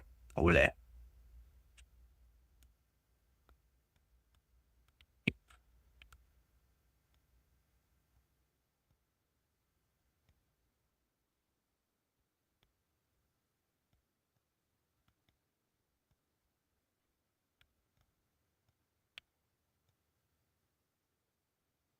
Yeah, go with live chat. Should keep up.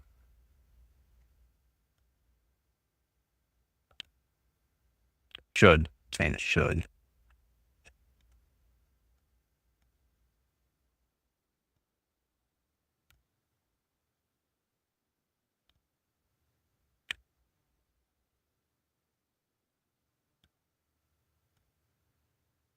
Over there.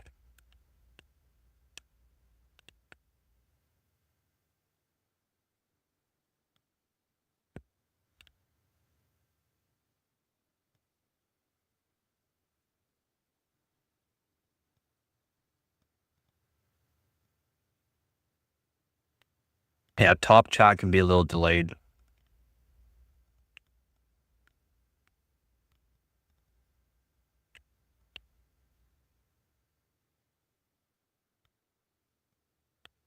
Bought some this year from Arizona, from TSMC.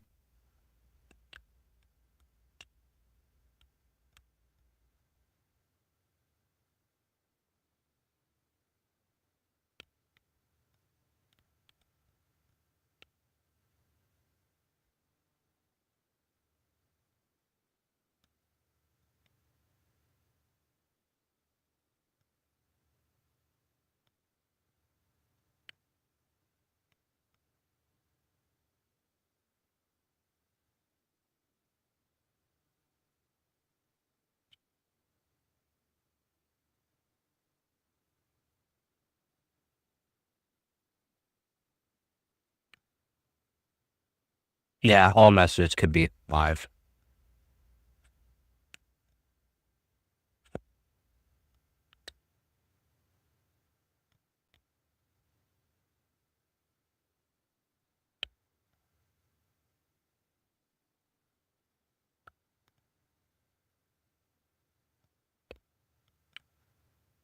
Simultaneously stream for wide and vertical. Not that I know of. That's one or the other.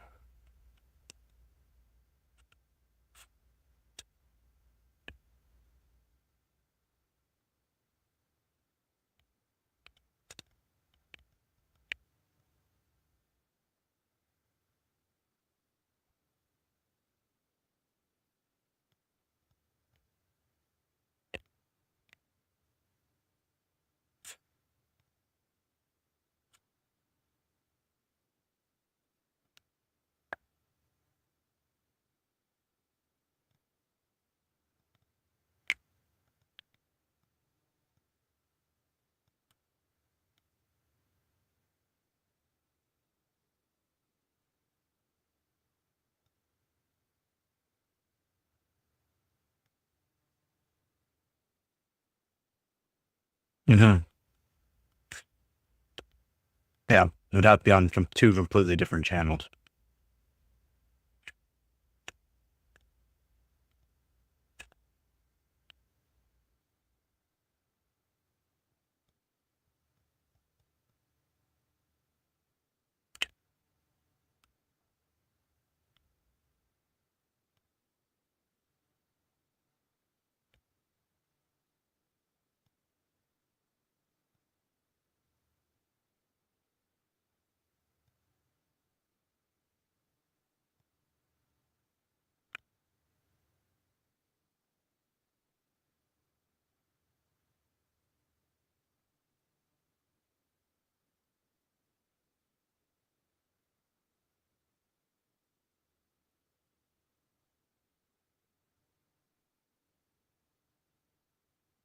Yeah, exactly.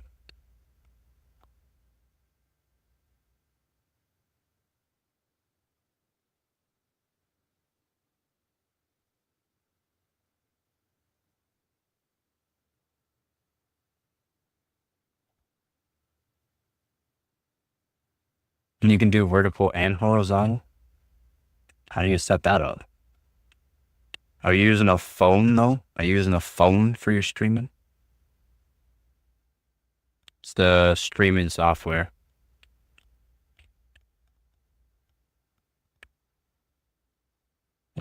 It's just through OBS. I didn't even know you could.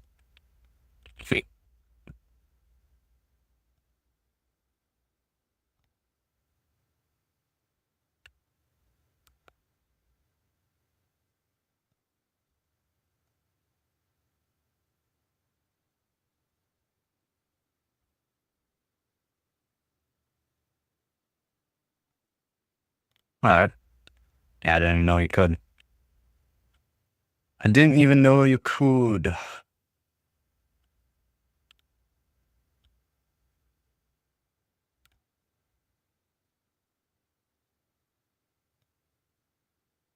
Hmm. Oh, yeah, technology goes real fast.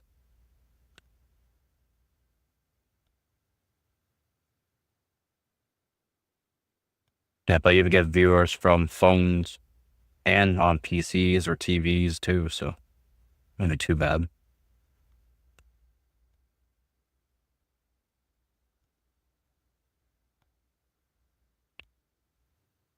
Yeah, I joined them yesterday when I was doing stuff. I joined the stream.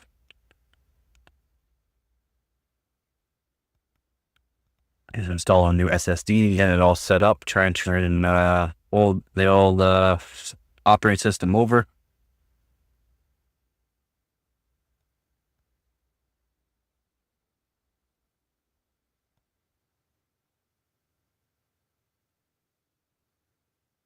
Yeah, the vertical field goes in YouTube Shorts. Yeah, that's why I'm trying to work on that part of it to help out with the YouTube Shorts.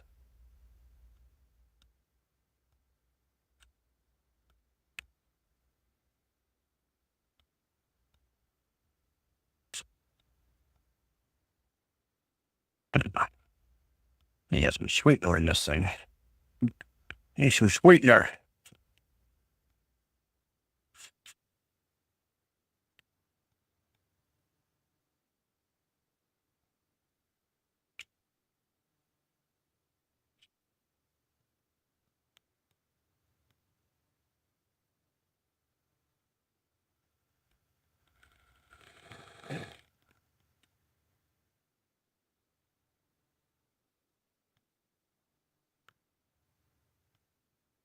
Yeah, on your phone it is vertical mode.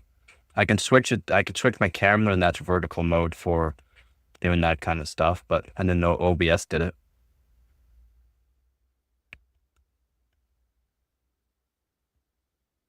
Yeah, exactly. Yeah, you do get different viewers. It's nice.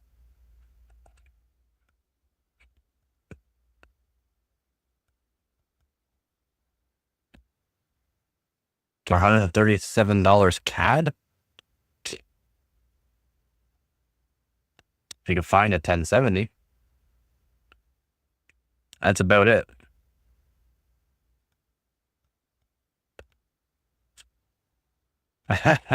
That's him.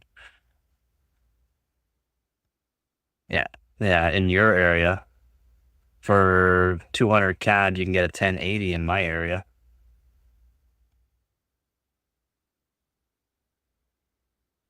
Yeah, vertical view for phones. And that's why I stream sometimes on my phone. I don't like my phone because it does like reverses the image. I'm not sure how to fix the reversed image. 300 for RTX 2080. Uh, Not terrible. A little bit cheaper would be better, but it's not terrible. That'll be over 300 CAD then. Would it not?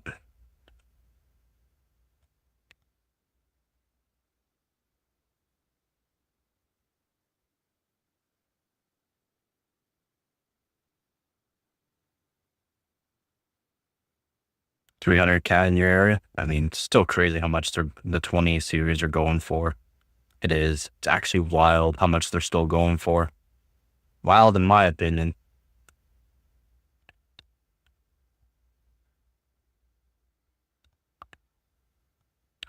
Yeah, but it's their first generation of RTX. They weren't good. They weren't good at ray tracing.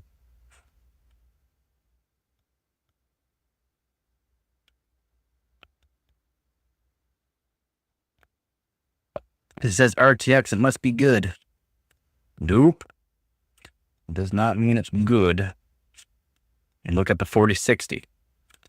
Look at the 4060.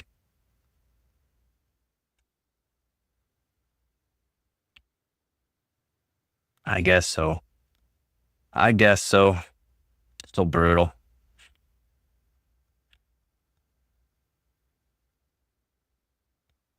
Definitely not worth it in my opinion.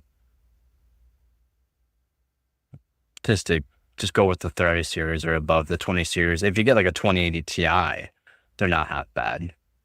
Find them for a decent price. 2080 Ti's are still pretty good. But anything below that, not really worth it. Not for the price. Not for the price that you'd get it at.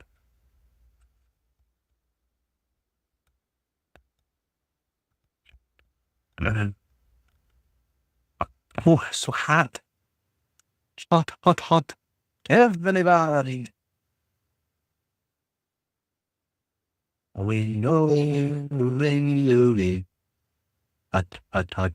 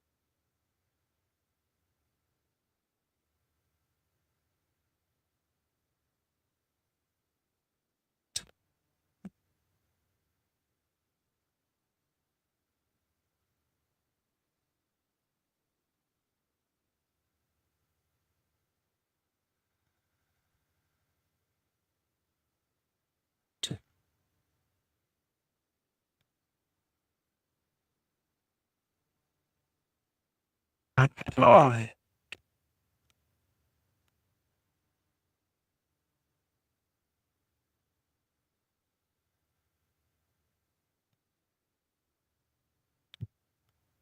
yeah, there has been a lot of F-ups.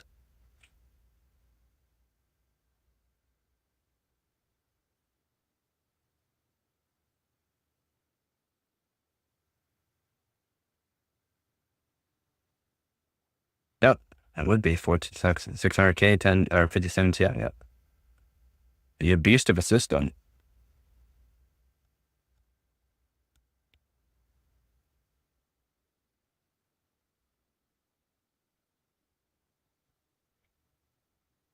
What's a little better than 1080 Ti?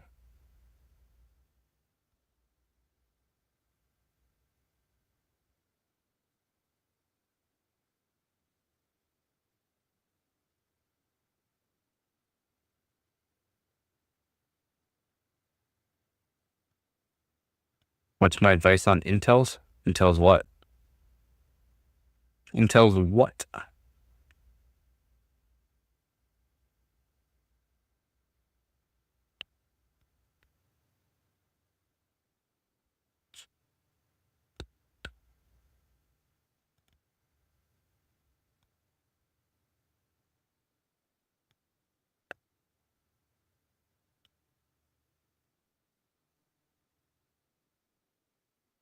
What flagship? Which flagship about that? I'm looking for an Intel to pair with my 1080 Ti. Well, you could start off with like a 12600K. Get you into the 1700 platform, and later on you can upgrade on that platform a lot. But 12600K would be plenty for it. Oh, okay, yeah.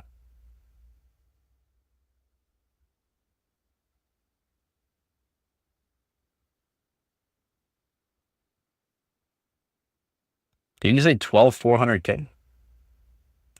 Never heard of a 12400K before.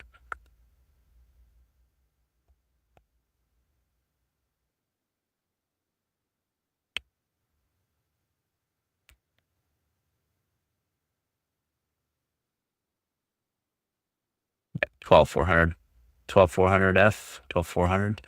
4 performance cores only. Good CPU in the way. Cheap.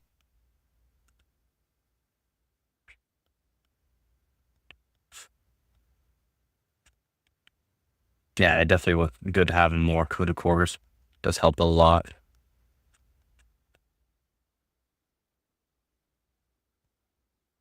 The 12600K? No. 200 Canadian?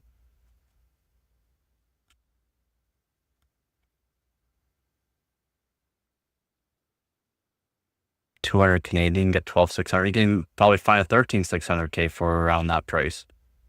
I'm not sure about 14600K though. The 12600K, yeah, it's like 200 Canadian.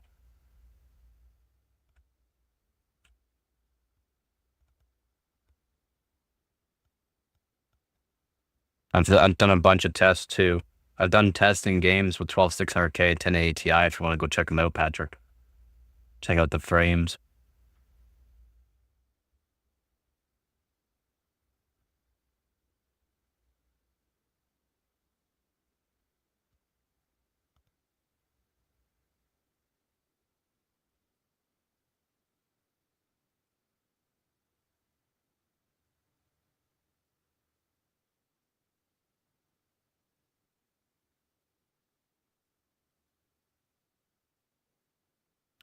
RAM, it depends on your budget, really. Motherboard, I, again, would go with a Z690. The Z790 is just refreshes anyways. Just get a decent Z690 board. Plenty all you need. Yeah, for upgradability in the future though. Right? Yeah, RAM. My 12600K will do up to 7600 stable. It can do 8000, but I haven't found a way to get it fully stable. 600, I don't know what that is.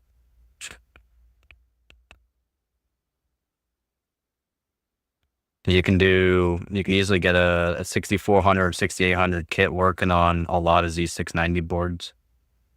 It's not just the CPU, it's the motherboard itself has to be able to handle it. So like getting a 6400, 6800 kit's just fine. You can find cheap ones too. Amazon has some pretty cheap kits.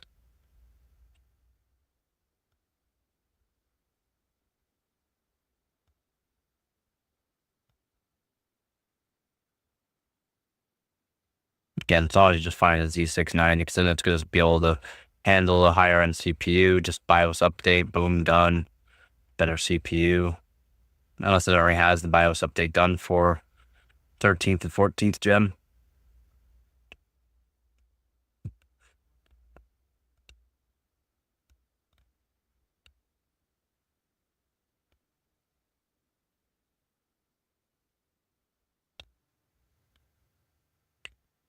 No problemo. 600A. I don't know what that is.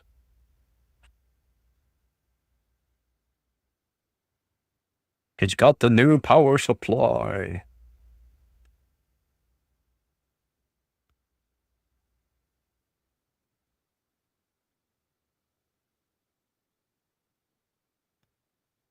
And I have to do the update yourself. That's true. It's fairly easy to do though.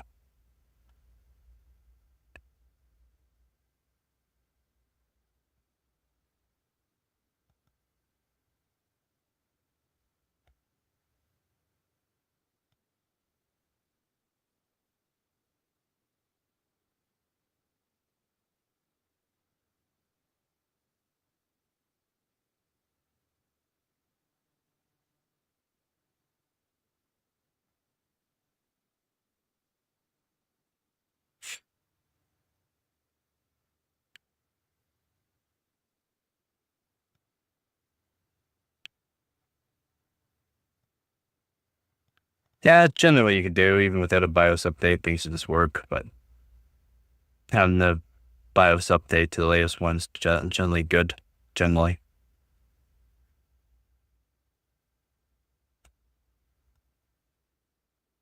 eight eight what of RAM? No, you want to go with find a DDR5 motherboard, DDR5 Z690. You can find them for a good price, and you want to have 32 gigabytes of RAM. That way, it'll help you out for future proofing a little bit. Plus, you're gonna want more RAM. No, 32. DDR5, 32 gigabyte. You can get them for, depending on where you live, $80 for a kit, or even cheaper.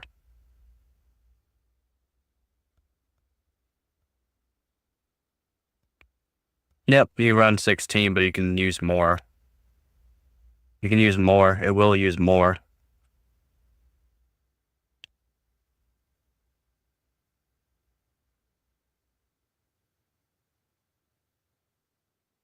But it depends if you can find a decent price for 48 gig kits. It's nicer to have the 48 gigs.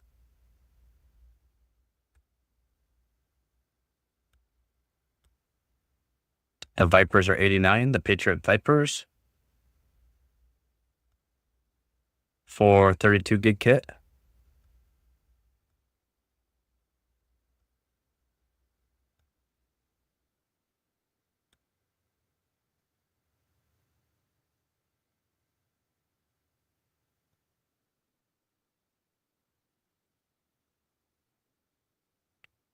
The Mac OS, the Mac probably has more RAM.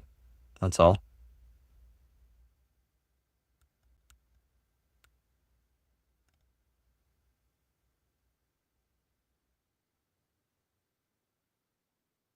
Yeah, you get more without sacrificing. And it's generally Hynix M die, which you can tune very good. You can get high frequencies out of it with decent timings.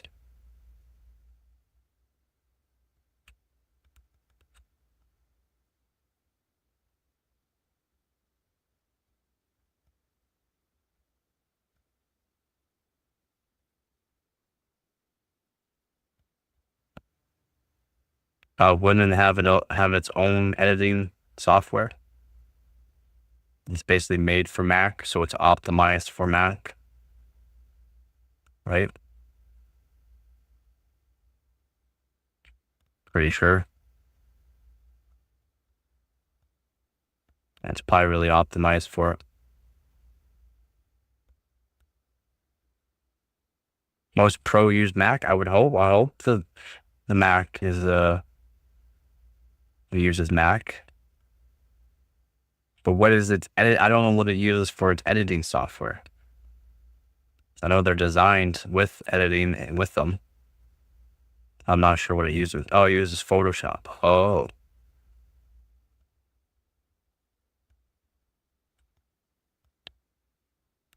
Because I don't care about Mac. Mac is not for this channel. That's why. Mac sucks. Mac absolutely sucks.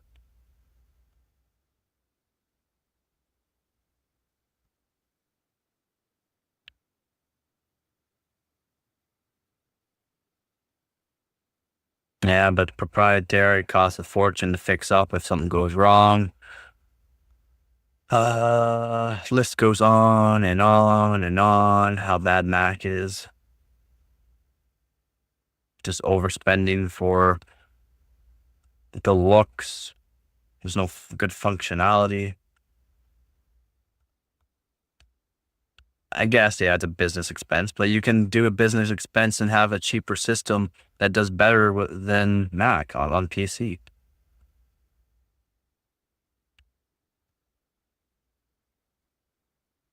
You can't put pics on here.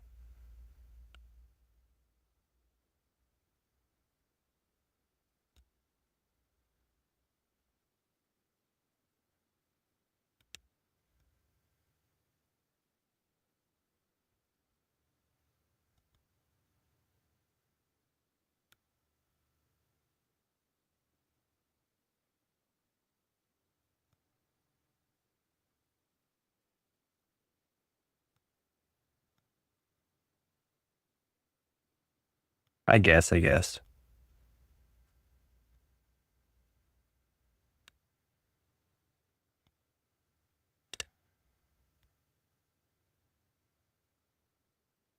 Toe. Put those sausages away.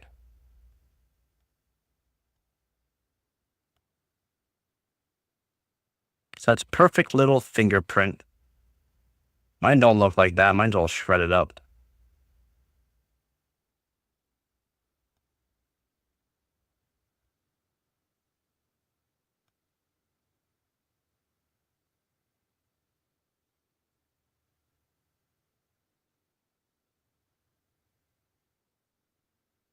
Or fake water damage. Because the humidity is too high.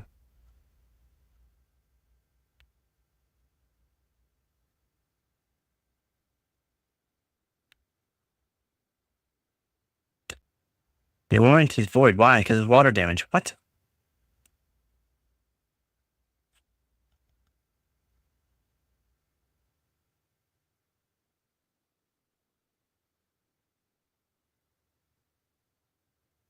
They'll never hire you again.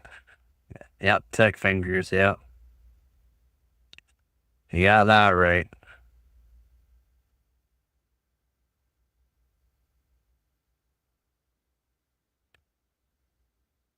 Timu free portable Wi-Fi ads? Brutal. Timu, stop it. Stop it, Timu. I said stop. I gotta figure a way to change that. How to change the ads around.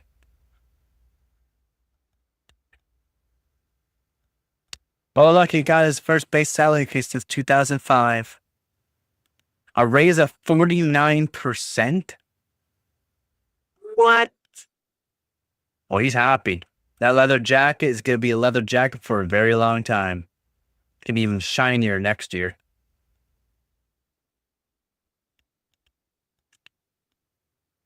Jensen Huang, chief executive of co-founder of NVIDIA, recently received its first base salary increase in a decade, even though his company's market capitalization increased by a whopping 281 times since 2015.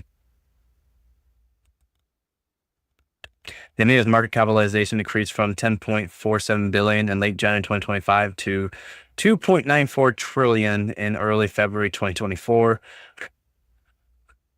The company was the world's most expensive enterprise briefly in mid-2024 and is not the world's third most expensive publicly traded firm, according to companiesmarketcap.com. Yet Jensen Huang continued to receive a fixed salary of $1 million set in 2015 until this May. I mean, 1 million, so rough. This year, Huang's fixed salary rose by 49% to 1.5 million, while his performance-related cash and compensation climbed to 1 million, marking 50% gain from prior year. The equity portion of his package was 38.8 million, bringing his total annual compensation to 49.9 million. The company's board stated that this was his first adjustment in a decade and cited partly parity with other senior executives as a reason to increase his salary. Holy.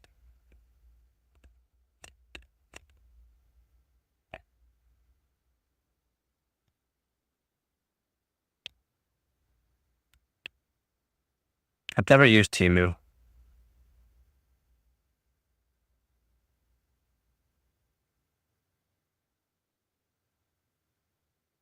No, what are you doing blocking my ads on YouTube? You're just taking away from my revenue, buddy. Jeez. Jeez, Patrick. Just taking away from my revenue.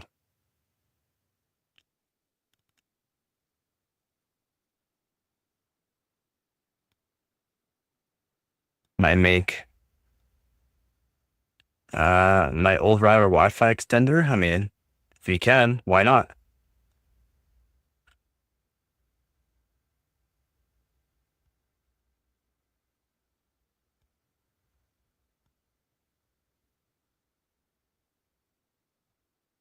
Please.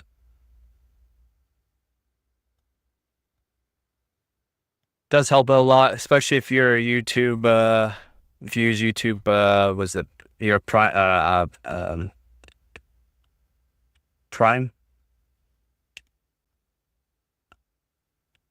If you use actual YouTube Premium, yeah, YouTube Premium. I do make a bit more.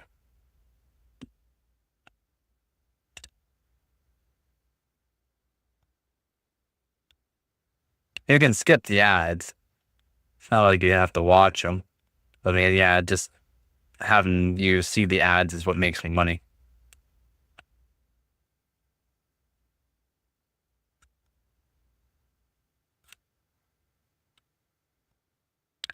So the compensation committee believed this was appropriate in consideration of internal pay equity with the base salaries of other NEOs. And as it represented Mr. Hung's first base salary increase in 10 years, a statement by the board of directors with the SEC reads, his target viable cash opportunity remained at 200% of base salary, increasing to $3 million, which aligned the median of peers. Mr. Hung's target equity opportunity increased by 25% to $27.5 million, which aligned slightly above the median of peers. Hung continues to hold a 3.5% ownership stake in NVIDIA, which, due to the firm's soaring valuation, is now worth around $94 billion. The company's market capitalization surged by 281 times since 2015 and more than 9 times since the end of 2022, highlighting investor confidence in its leadership and product dominance, specifically in the AI sector. $94 billion. So his salary doesn't even matter. His salary does not even matter at this.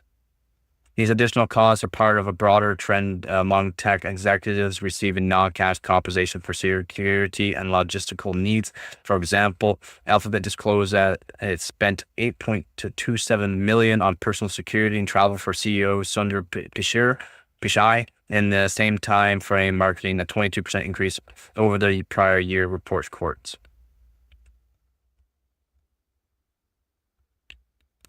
Holy, he's like 100. He's almost at 100 billion. He's almost worth $100 billion. This guy.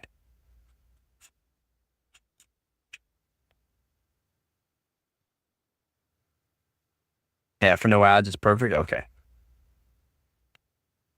I thought it was only good for ideal conditions. Even then, even then, it's still inferior.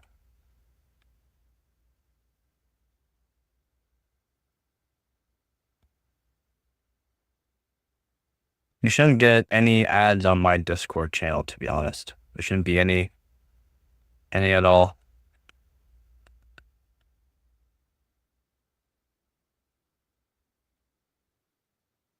I don't use Spotify. I found a 5070 by 500 with failed cooler with failed cooler. There's could be something big going on there, buddy.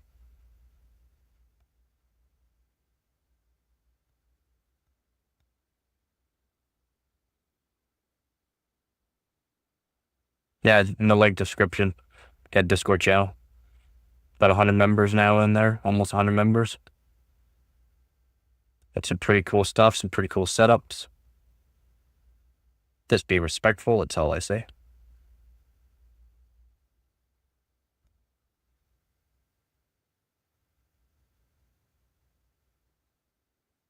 Yeah, well, I mean, the GPU, it doesn't matter if the GPU really overheats, but it'll just downclock itself. Welcome to the Discord channel.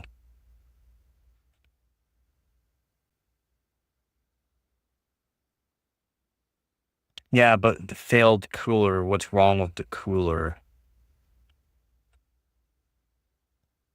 I've never heard of a failed cooler. Is the cooler all destroyed, or no fans, or what?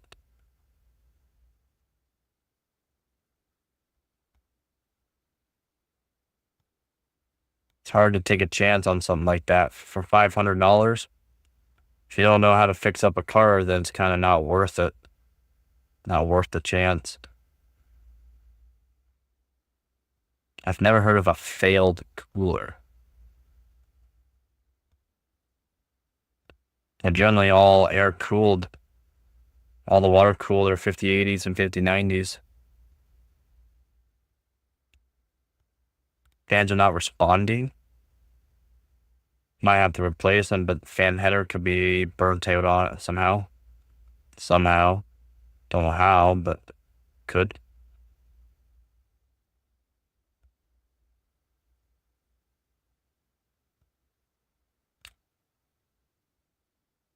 Exactly. It's just taking a chance on that the actual board itself isn't fried.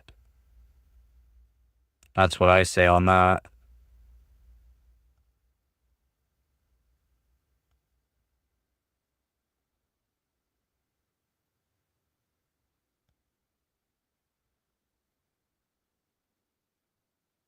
Yeah, fans go. Fans eventually wear down, right? Not unless they're like magnetic levitating ones, and those will last, but most of them are. Exactly. Is it the connector?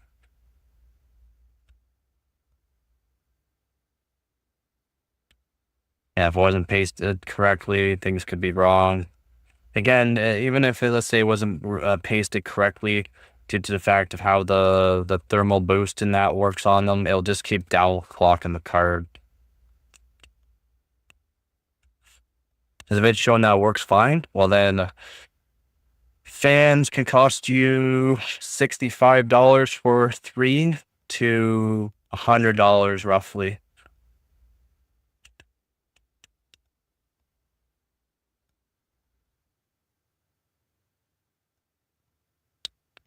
Yeah, fans aren't cheap.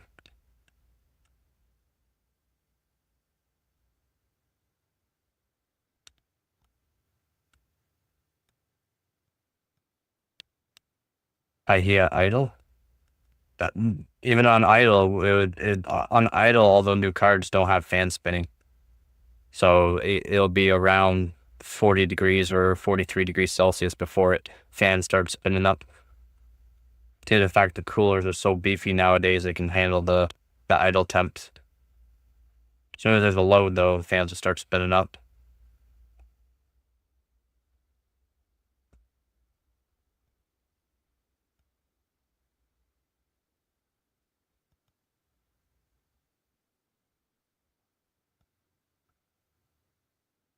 $48 degrees Celsius on idle? That seems kind of high.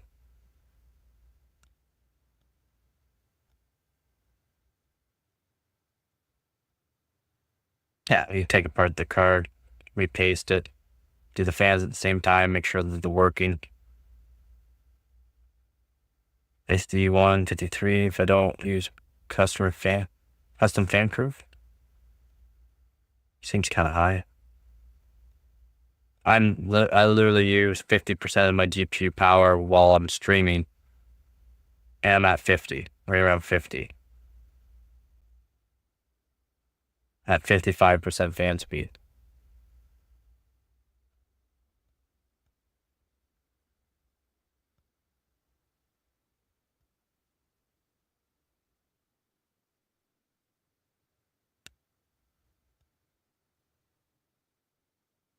Yeah, I would offer less because it's gonna take your time to fix it up. You gotta buy the parts, so I would offer them less. It's not a working card. Technically, it's not a working card. It works, but you gotta take your own time to fix it up. You gotta spend your own money to buy the fans. So I agree with Born there.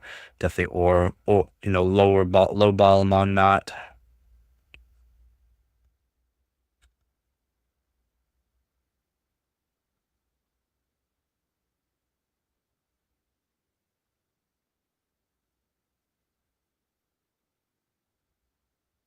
Yeah, definitely. Yep. And then they know it's damaged, so the fans don't work. But hopefully, again, hopefully it's just the fans. I've never heard of fans just going. Or what you could do is take it apart and make sure the fan connectors are pushed in all the way, just in case they weren't pushed in all the way from factory or from shipping or something like that. Vibrations, just loosen them up. Which again, I've never really heard of that too, because usually they're in there and they're pretty good.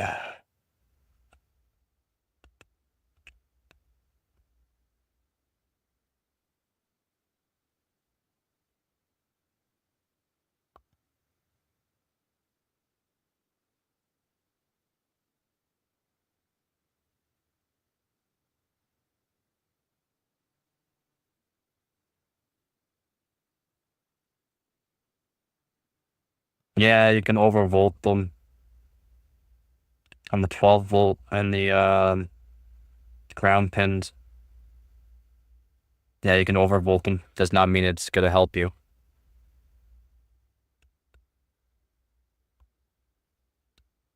The head of the writer head has to be able to keep up.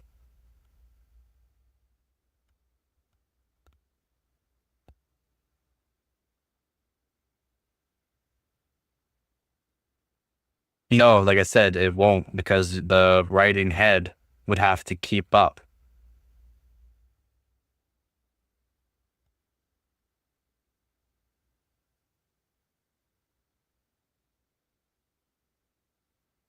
Well, hopefully it can.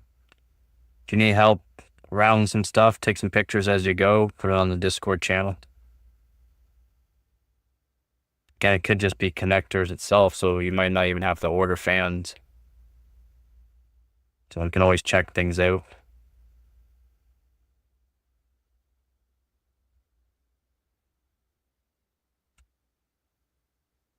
I replaced my 3070 Ti Zotac and Apollo fans with 1080 Ti fans because they work. Not even the same fans.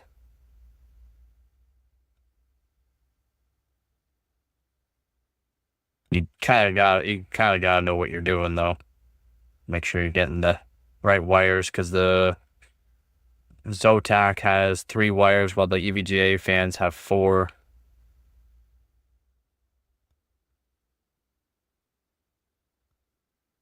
Down in the link description.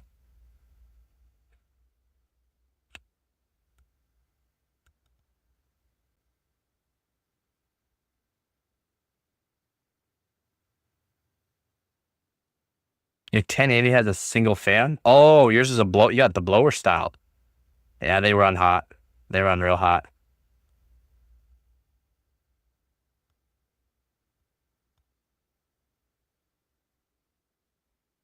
Yep. But even though it's PWM, you can make them so that way they run on actual voltage control. No pulse. They work the exact same as they would.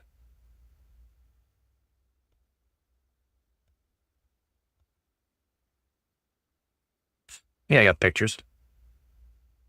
Yeah. I had to check to make sure that the grounds and 12 volt was correct. Yeah, a picture somewhere of it.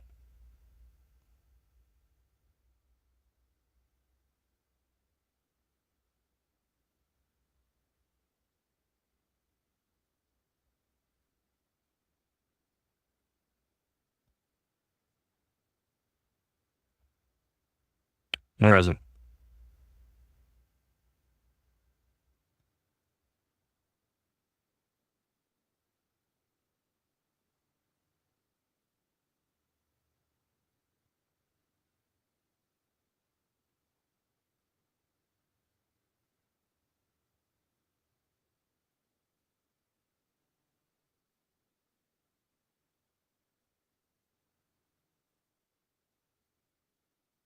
No, I can't find it.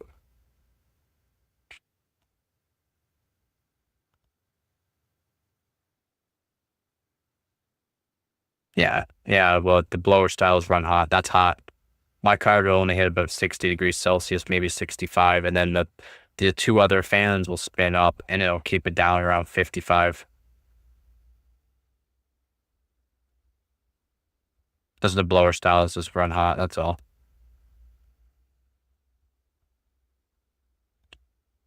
Yeah, it's crazy how hot those cards ran.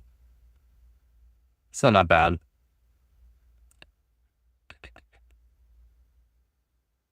Here's one of my first jank setups that I did. Oh, Get myself a little bit bigger here. Oh, yeah, not much. Auto focus. Bam. Yeah, buddy. Isn't that beautiful? Isn't that beautiful?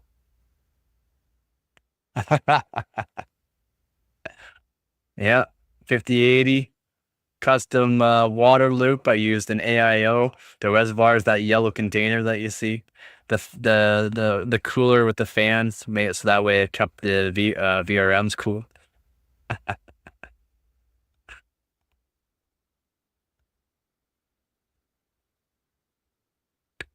Yep, good little setup. Good little setup.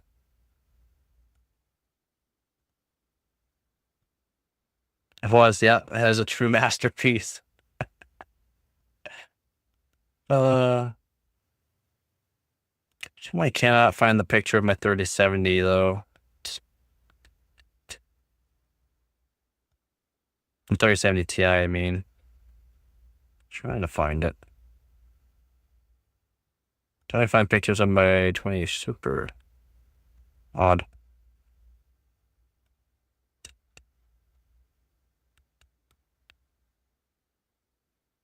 Yep. Just trying to go for some records with the 5080.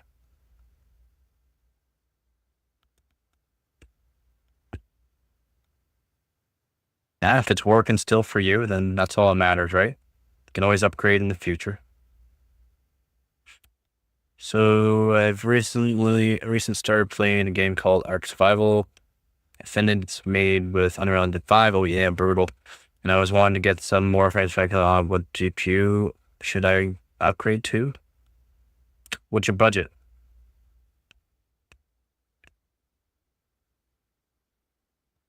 Southern Atlantic is 420, so I'm going to join them.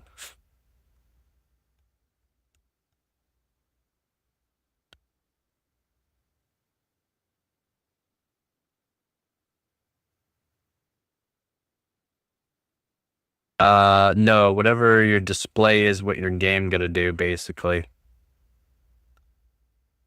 You set up so that way the encoder is running on something different, though, from the other GPU.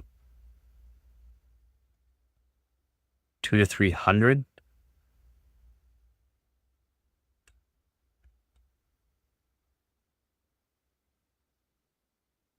So 2 to 300 US? Are you US? I'm Canadian, so prices are a little different. Benefit is that you can use the encoder off of one while you're gaming, so that was less load on the one GPU US. So what is that Canadian there? What is 300 Canadian? If you're doing like AI work and stuff like that, then yeah, 2 GPUs is definitely better because you can use the VRAM.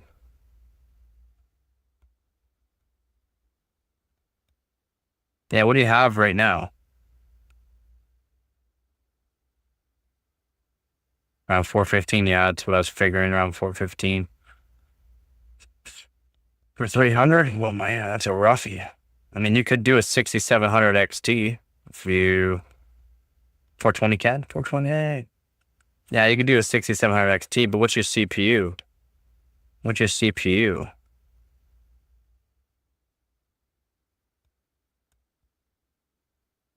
Do you even know what you're using for a CPU right now?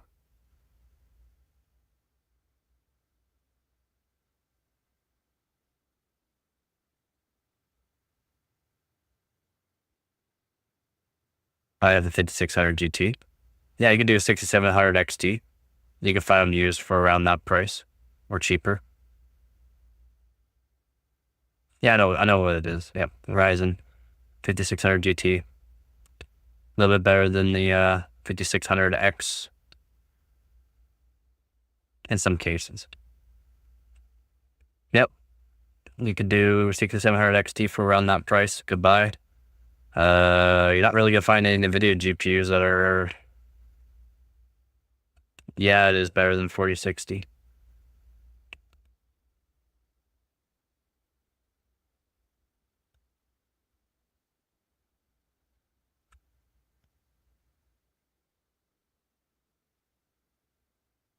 4060 is really only good for a little bit of ray tracing. No, swapping your i7 8700K is not gonna make a difference really.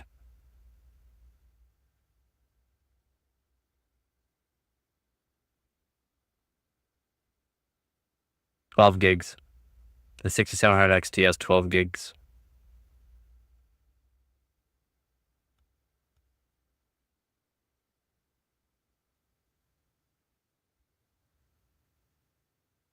He's probably on 1080p with what he has right now. He wouldn't be able to do a whole lot more than 1080p. You might be able to do some 1440p, but yeah, 1080p. Just by his setup.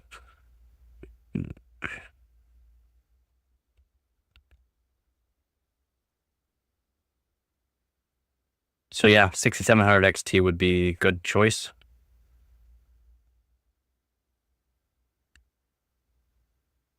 Unreal Engine 5 though, they're boring. He might, with what he's seeing, if he's using, if a game's using Unreal Engine 5, the frames could be terrible. It'd be terrible. With a 1650, not great. But yeah, a better display would be nicer. A higher refresh rate. Is it a really easy game to run? It's Unreal Engine 5 though. How is it an easy game to run? Any Unreal Engine 5 games is not really technically all CPU, uses GPU too.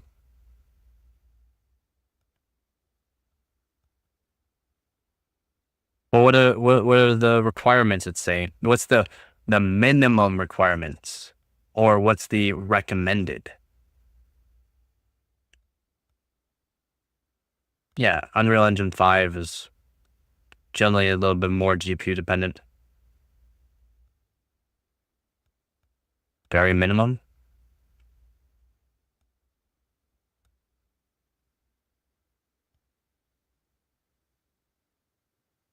Yeah, on certain settings, yeah, I would probably make the 4090 or something because it's Unreal Engine 5. Unreal Engine 5 is pretty brutal. I'm looking at this.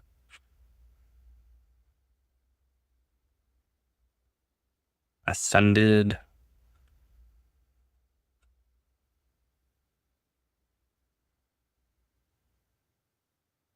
And it's recommended settings here. 3600X. Minimum requirements are a Ryzen 5 2600X or the i7 6800K, 16 gigabytes of RAM. For this is minimum requirements, 16 gigabytes of RAM. Video card AMD RX 5600 XT, GeForces, it's got to be a 1080 at least. For recommended requirements, Ryzen 5 3600X or an i5 10600K. And the GPU is going to be an RX 6800 or an RTX 3080. And like recommended is 32 gigabytes of RAM.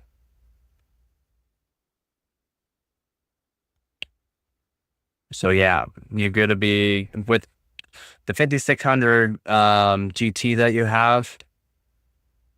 With a 6700 XT is going to be good. If you go to like a 6800 or even a 3080, you're just bottlenecking the GPU at that point. Yeah, do you have 32 gigabytes of RAM though? Or are you on 16?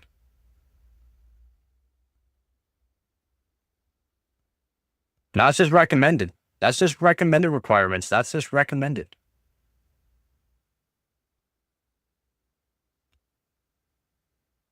Yeah, you're going to want 32. That'll help out a lot. You're going to want 32. So buy yourself a new kit. Do not buy another 16 gigabytes of RAM. Buy a full kit, a 32 gigabyte kit. Do not buy another 16.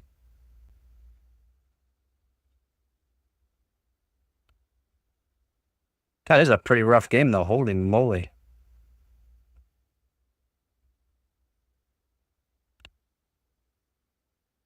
Yeah, again, what PSU do you have? Do you have like an 850 watt or not. But 4 sticks, it can bug out. We'll get yourself 2 16 gig sticks.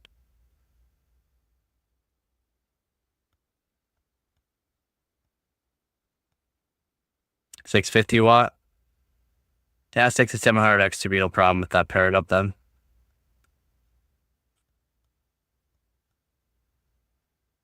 And it's around that price. You might even be able to find a 6750 XT, which is a little bit better.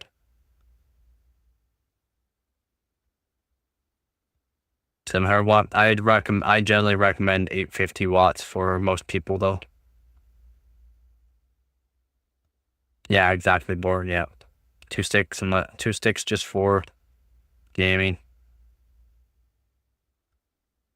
Not with the 5600 GT. Shouldn't bottleneck it. Maybe like a little bit, but when I say a little bit, you might get 98% utilization, maybe 95 in some games, but you shouldn't bottleneck the 6700 XT with the 5600 GT.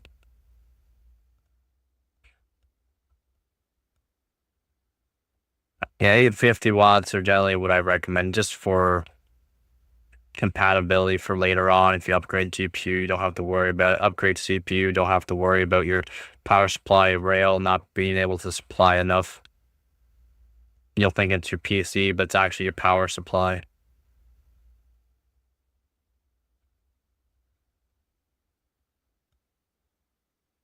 Yeah, I'm cool. Haven't been sleeping all that well, but it's fine. Yeah, 850 is the sweet spot for most people. Is it just a little bit of a bump up? You're generally close to that efficiency range, so that's good. You don't have to be right at the efficiency range, but being close to the efficiency range is where you want to be while you're running games or stressing the system. Yep. Yeah, usually not a whole bunch more.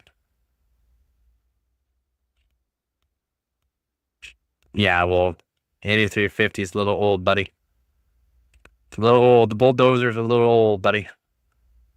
Yeah, you would be bottlenecking that hard. And the 5600 GT is fairly new. It's pretty good. You're good for up to it. Again, I like I said, the 6700 XT would be good.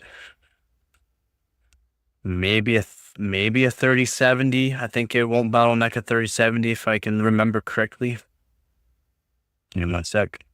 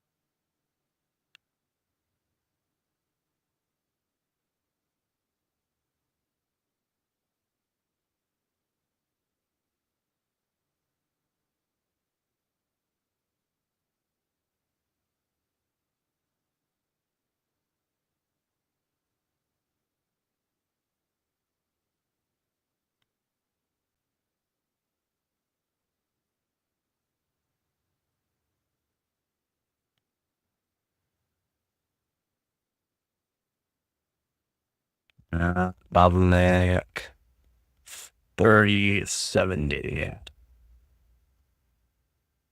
So you're not gonna find a 3070 around that price.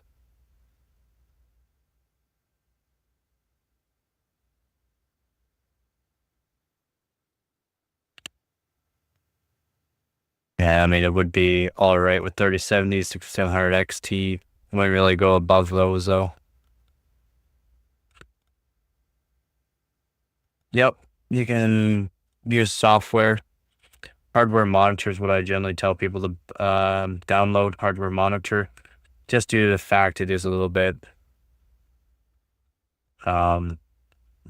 easier for most people to read.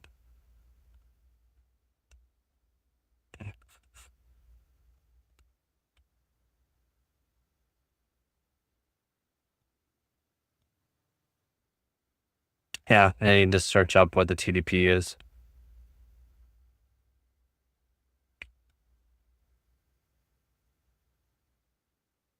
Just because it's the max of what the GPU and CPU say doesn't mean that's what you're going to be getting. And it depends on models. You get a higher end model from a certain brand, it's going to be way more watts than another model. Yeah, few watts for fans, pumped, blah, blah, blah. RAM sticks, you don't really have to worry about. You will see maybe up to 3 watts per RAM stick. Not much.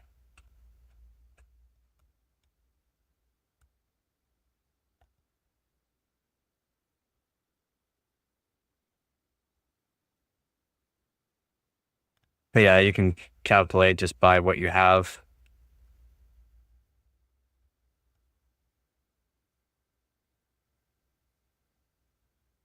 Or like I said, hardware monitor might not be perfect, for, showing the actual wattage, but it'll show basically what it's pulling. It's fairly close. Software's fairly close. It's not gonna be perfect by any means, though. The only way you can do it perfectly is if you have like a multimeter with a clamp multimeter, and you clamp it around the actual power supply cord. So before your power supply, as you plug it into the wall, that cord, you hook that multimeter clamp around it. It'll let you know how much it's pulling. That's the only way you can really tell.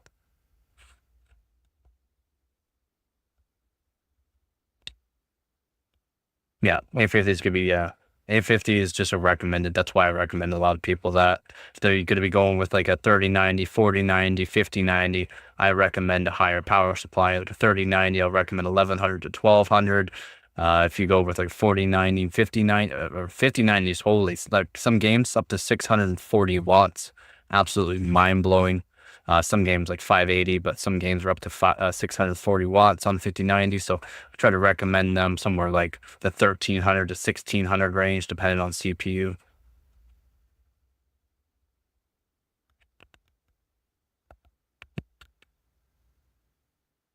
It's not even that. You gotta remember the rails. The rails need to be able to handle it.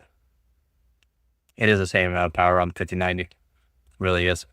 Yeah, remember the power supply rails are not might not be able to handle it, and it might just shut you off just because it can't handle it, no matter what.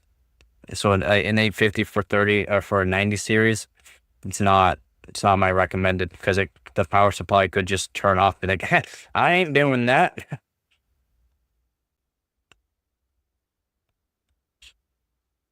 Yeah, minimum of 1,000 watt apparently. Yep, and that's due to the fact that the rails are built differently on the higher end models, and you're gonna be not on a single rail powering up a 5090. You could be on 2 different rails.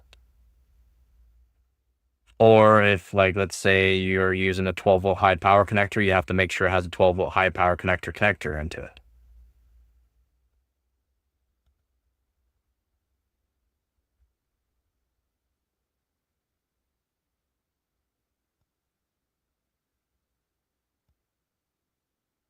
Yeah, 750 watt, you'll be good for an upgrade. Yeah, or they'll just shut you down. Yeah.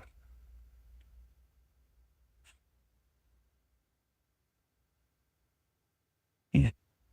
Yeah, it depends on the power supplies. The rails might be able to handle it, but you have to make sure you put it on 2 separate rails. And then you won't be able to use a hefty CPU. So you'd have to go with a lower end CPU or limit the CPU basically.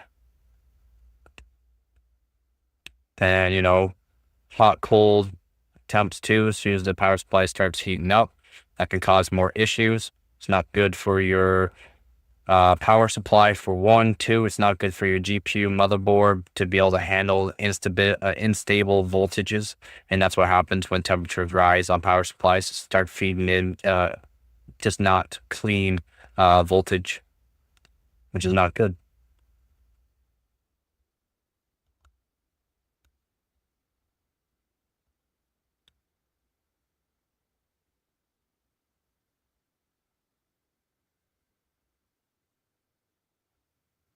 Yeah, 450 watts for 4090, yeah. But an 850 watt is not going to like it. And there's lots of models that won't even do it.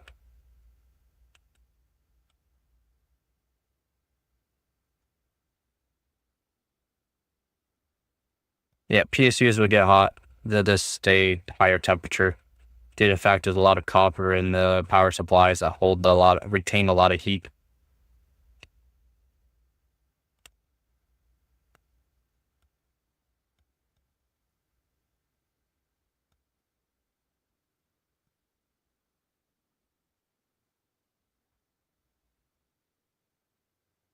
Yeah, again, yeah, you gotta add in what has to be supplied to the motherboard, what has to be supplied to the GPU, what has to be supplied to the RAM, your fans,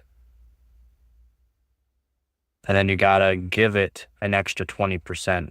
So that way, a minimum up to 20%. So that way you're in the efficiency range. The recommended power supply for your 1080, I did believe they recommended a 650 watt.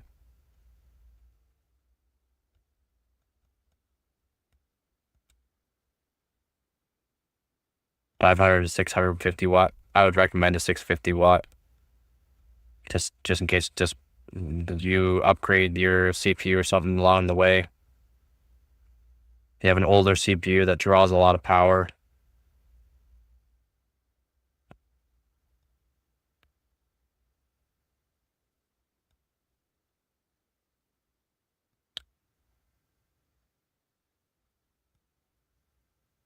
The ROG Strix apparently was the best PSU in 2019 by who? Being 10-year warranty is fairly common.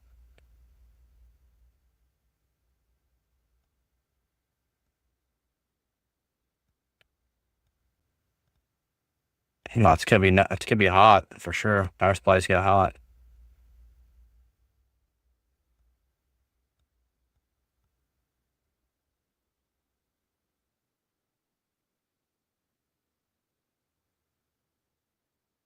Yeah, ROG are expensive.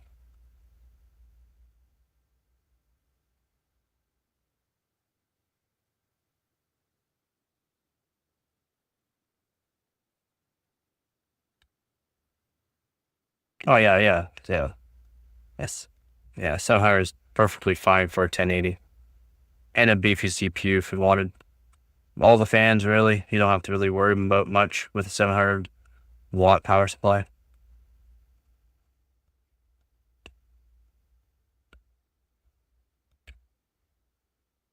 Oh, no, okay. Well, 1080 is different than 1080 Ti. You'll be pulling like 320 watts sometimes for the 1080 Ti Amp Extreme. You're still fine with 700 watt though. Just might run a little bit hotter.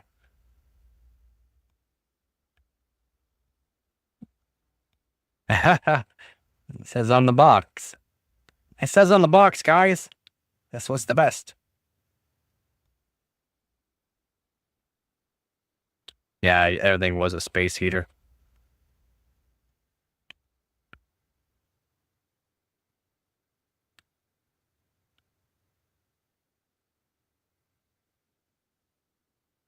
You go with the 3070. So you can find one of those around, but I don't think you're gonna find one for that price, unfortunately.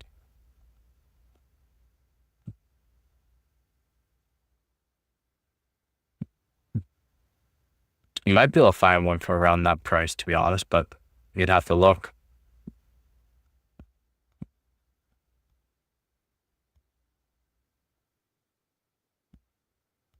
Yep, it's 8 gigabytes, fine. Again, he only has a 1080p monitor.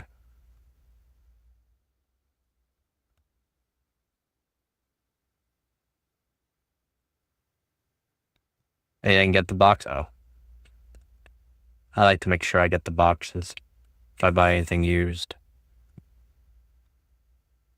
Try to at least. Yeah, that's pretty good for a 3070. I put it to what, 390 CAD. So yeah, it's decent. A model, yeah. What model? What's the model, man? What's the model?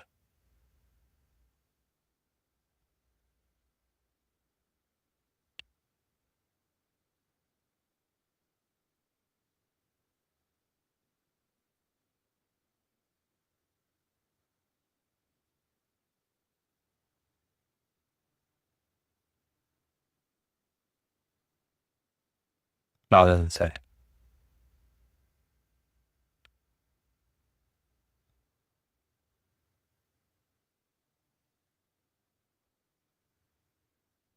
Yep, nothing's wrong with AMD, nothing wrong with NVIDIA, nothing wrong with Intel. It all depends on what you're doing, what you're trying to spend, a lot of different combos that you can do for PC hardware nowadays.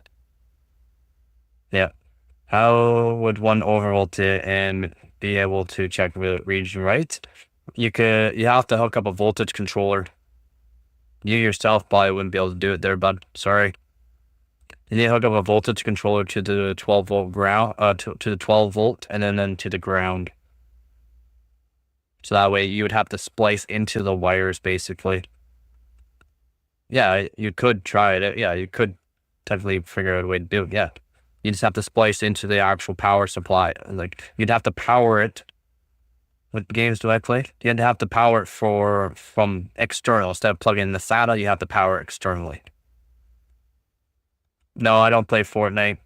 Only games I've played is Apex Legends, CS2, a little bit of League of Legends, Dota 2, and Marvel Rivals. Never played Fortnite, PUBG, or any of those other games.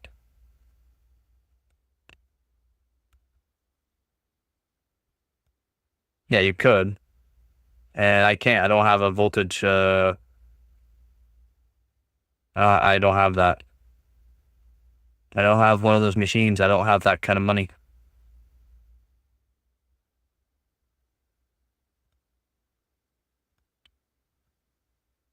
Yep. Yeah, voltage controller is what you'd need. So that way you can inject the voltage into it and then raise the voltage up. So that way you can spin the hard drive faster.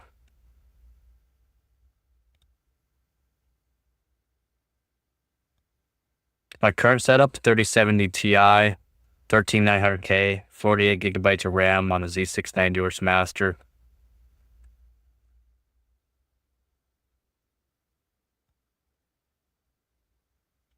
On AM3 platform.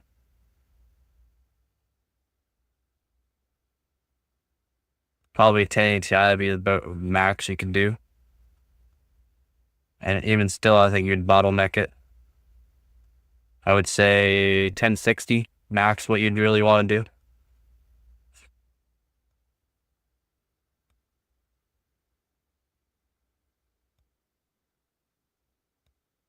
Nope, titanium, yeah, thank you. Out of 3070 Ti. One of the fastest 3070 Ti's in the world.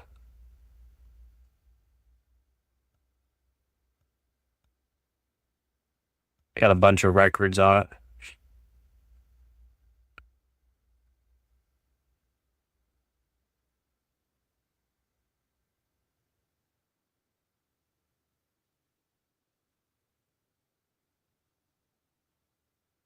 And the FX, the 3DX. Yeah, he has a FX 8350 bulldozer. AM3 Plus platform.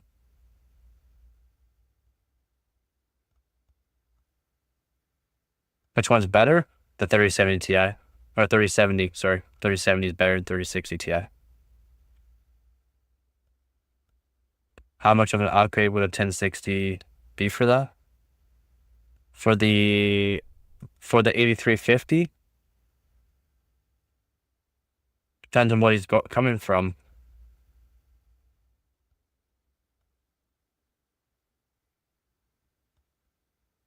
Go for the 32 gigs. You have to get 32 gigs.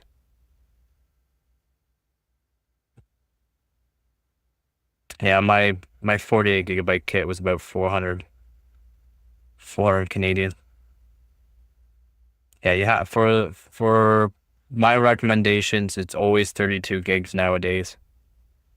And do not buy, so let's say you already have a kit of RAM, you do not want to buy another kit of RAM and add to it. It will not be the same memory chips on it, and it could cause a whole lot of issues. Whole lot.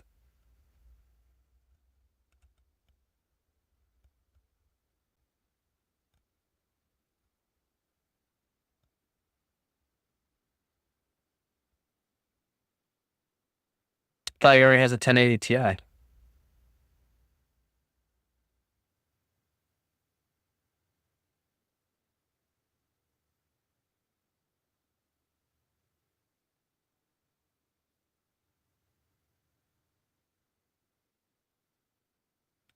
I thought he already has a 1080 Ti. Is that something else? Mm-hmm. Yeah, you can't get better than what you have right now. You just could be bottlenecking it. You'd have to upgrade CPU platform to some sort of Ryzen or Intel new stuff.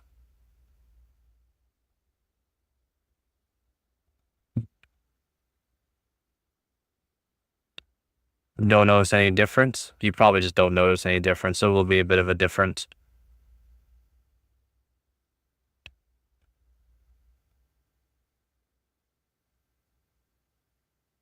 Yeah, he will. He'll have to upgrade the CPU platform, unfortunately, to get more out of the 1080 Ti. Yeah,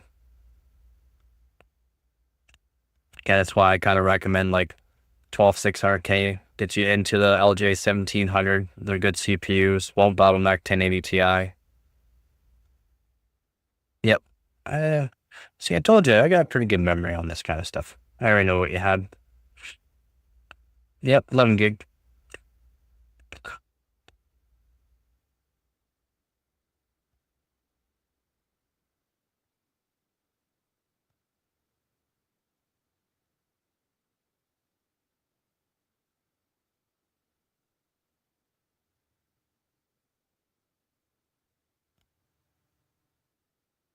What CPU?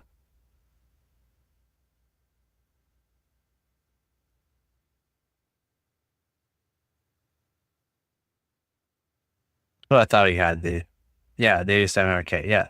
No, you won't be bottlenecked with that. Nope. Yeah. I was going to say, I kind of figured, remembered you had an 8700K. No, it won't bottleneck 1080 Ti. You'll be limited in some games, but I mean, it's not going to bottleneck the 1080 Ti. It'd just be CPU bottlenecking the game, not bottlenecking the GPU. GPU will be running around 97 to 99, maybe 100% utilization in games, as long as those games are GPU oriented, really. If you're just playing esports games, upgrading the CPU will help a lot.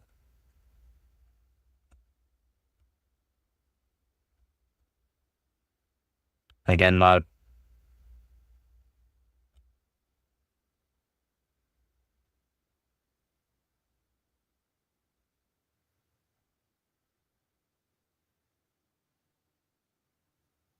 yep, that's all you need. It's harder to get higher than that. That's good. It's not bottlenecking at all. If you're down below 95% utilization, it's getting bottlenecked.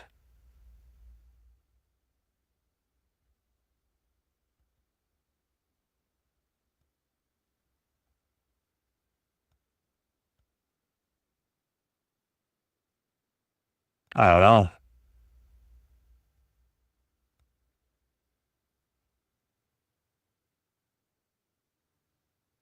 What's ATS?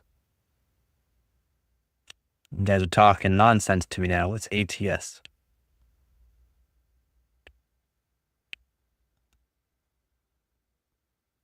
It might be more of a CPU game.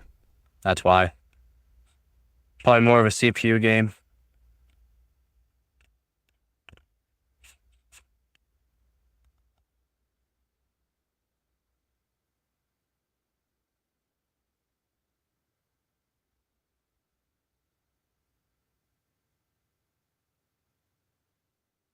Yeah. GTA 5, you don't need to have a hefty PC to be playing that game anyways. It's nice that they made it so that way it'll be more people be able to play it, right?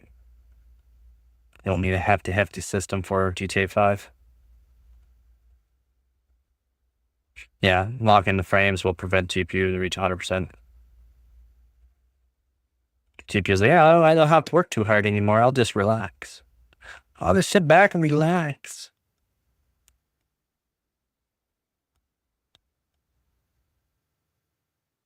Yep, it's all calm, chill like.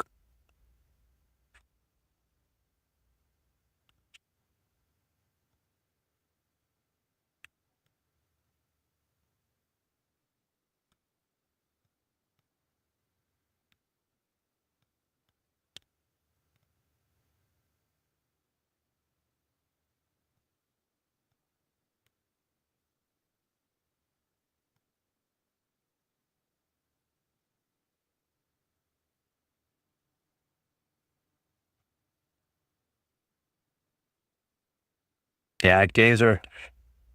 Sounds like the games are more CPU intensive. That's why. At least the game that you're playing.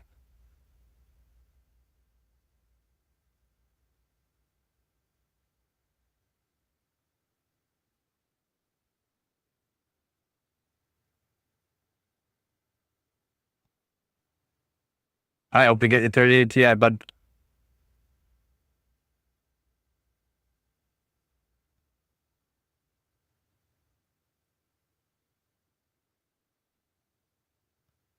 $650 for the 403 model, I believe.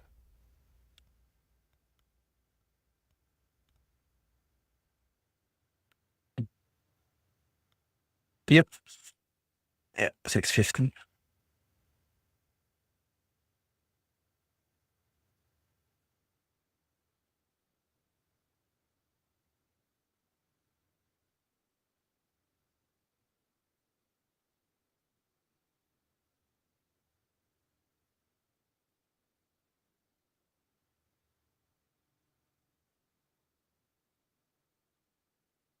Yeah, those COD games are getting brutal for needing decent hardware.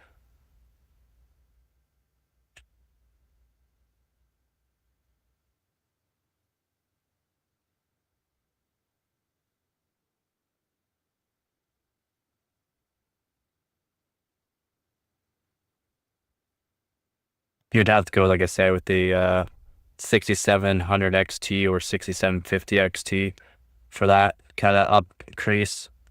Or you'd have to go, I don't even think a 3060 12 gig will give you 20-30% faster GPU. Like 20 to 30% faster. I don't, not past a 30 or 1080 Ti. Looking for 1440p in the future, yeah, you're gonna want a little bit more VRAM depending on what the games come out with too and stuff like that. So can't really recommend a whole lot. Yeah, I'll use DLSS in some games.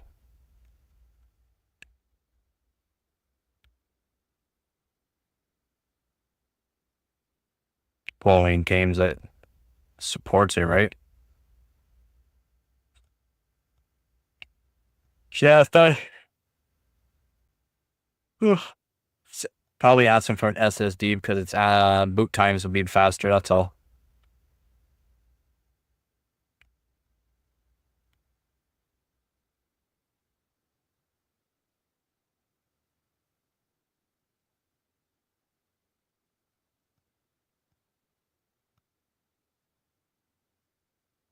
Yeah, it's not always smooth. Very true.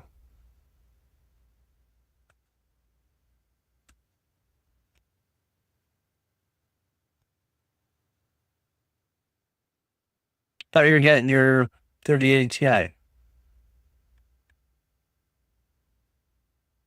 Or you walking and talking?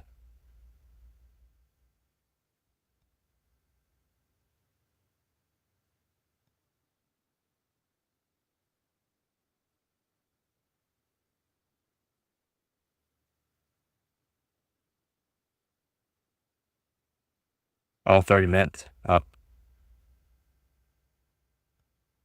Oh, I didn't see that. My bad.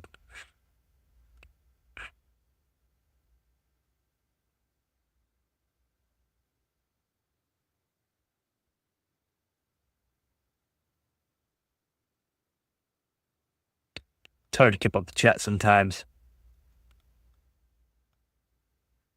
Yeah,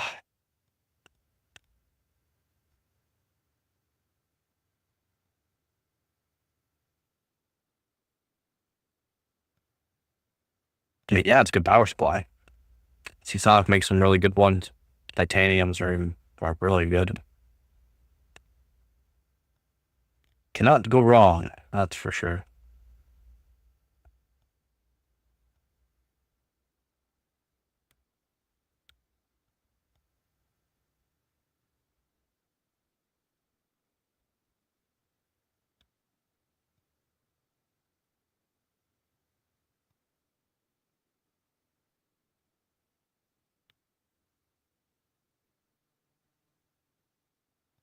12-year warranty.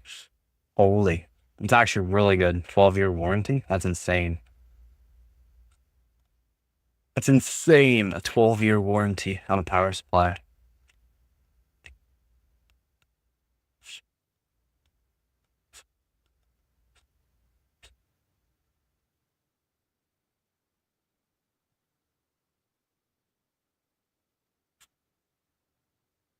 Yeah, really good price. Those power supplies are not cheap.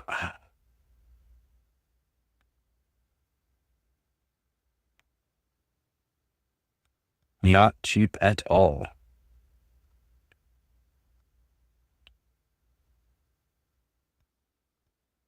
No, like a $500 Canadian power supply.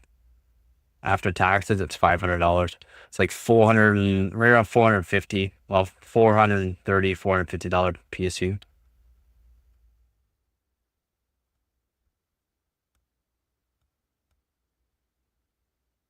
Yeah, they just replace it for free. Worth the money. Or Seasonic in 12 years went bankrupt.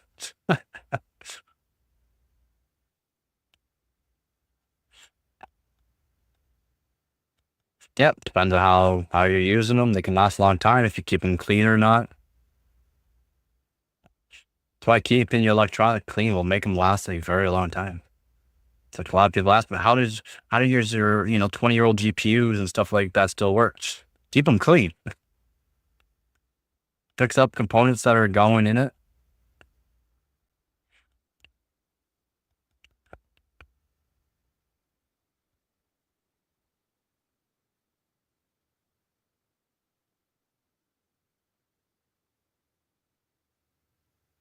I mean, cover you out, probably. I'm bored, so true. I vape now, so it's a bit better. So it's pure THC.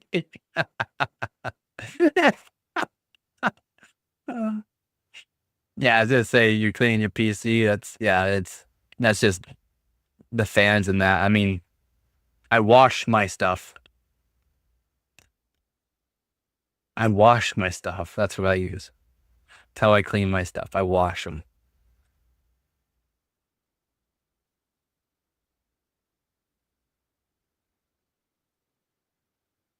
That's smart. Yeah.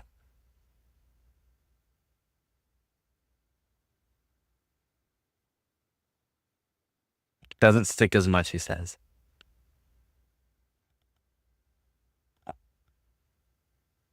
Yeah, as long as you're keeping, everything somewhat clean. This place isn't probably too dusty either, so that probably helps.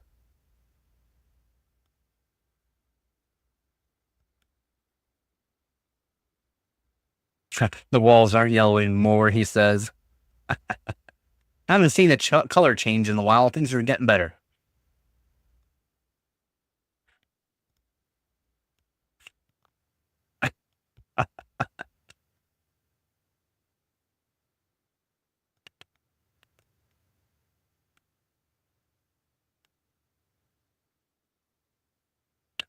Yeah, vaping's not good for you. And then what is vaping though is not like a vape. 6? Yeah, I used to be up around that. I used to smoke a lot. 2 to 3 packs a day.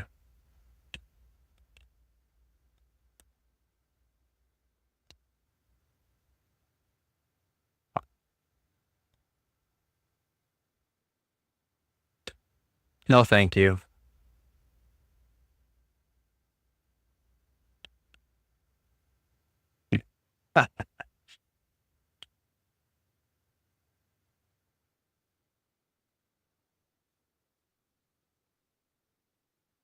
Yeah. Sorry, man. I even deleted it. I completely deleted it. I'm like, nah. Told you I'm only gonna probably try it that one time. I told you. I did warn you. I was probably just gonna play that one time.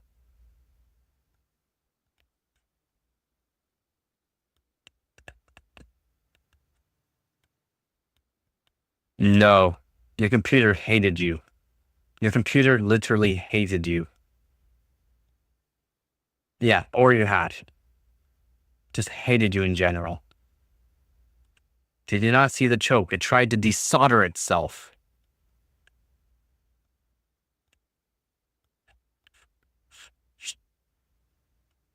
Yeah, turned rainbow. Literally turned the choke rainbow. That's how hot it got. Literally melted off and basically turned a bit. Still works somehow. Yeah, oil filters are good. Yeah, but the charcoal filter, if you do smoke, charcoal filter, air filter will help.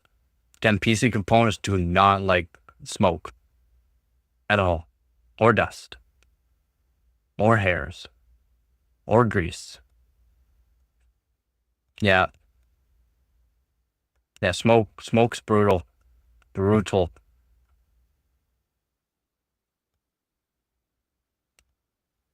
Oh, 100% probably full of ash. Yep.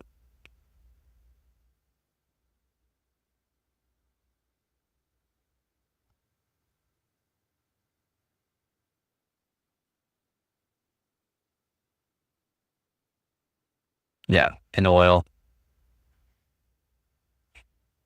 carbon, a bunch of other stuff. Ash. Yeah, CPU socket. Smoke or dust? But smoke is way worse than dust, but dust is not good. But yeah, smoke is terrible for PC parts.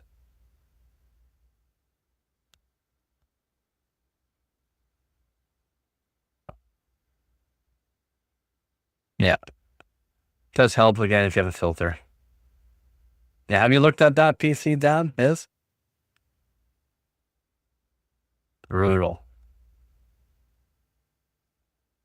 Yeah, and get because you get the combination of the dust and the smoke, which makes it so that your components get all sticky, and because your components are warm, it's gonna continuously make it sticky, and then more dust gets onto it, cake in it, and it's just a continuous cycle. And then your components get hotter and hotter and hotter until they just burn out.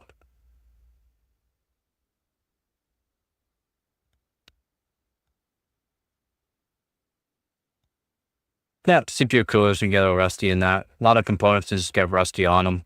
Motherboards get corroded as well. You just don't notice it because you don't take it apart.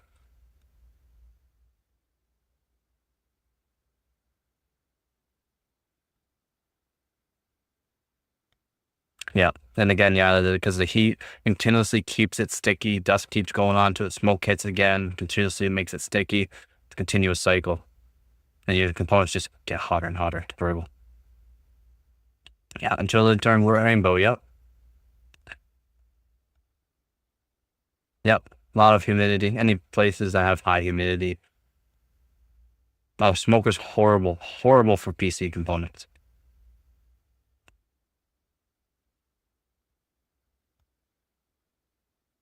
Yeah, and that's probably from old smoker's house.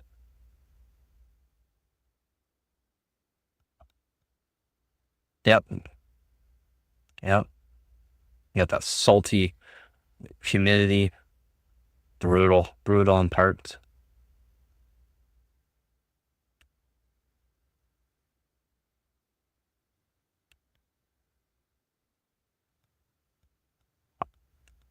Yep. Not good.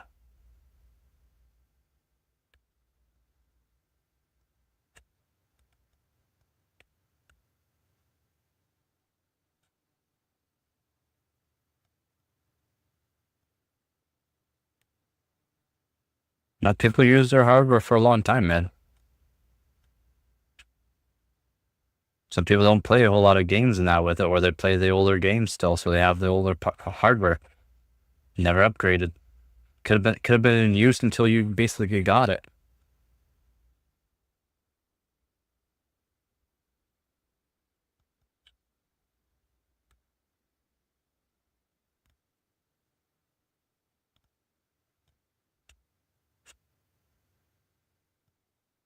Nice.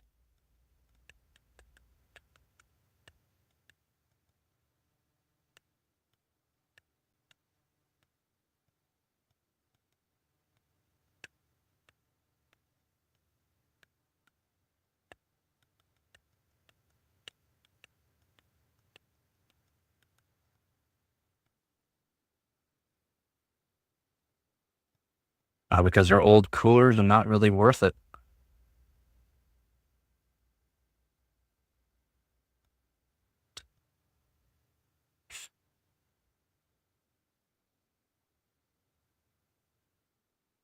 Yep. Got a lot of rust.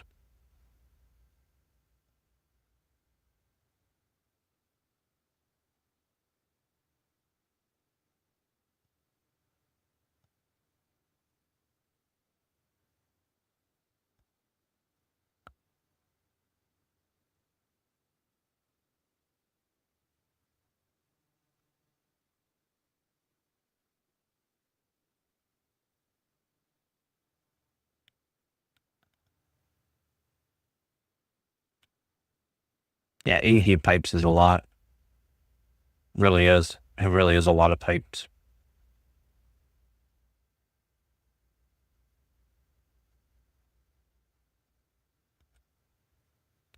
A lot of pipe.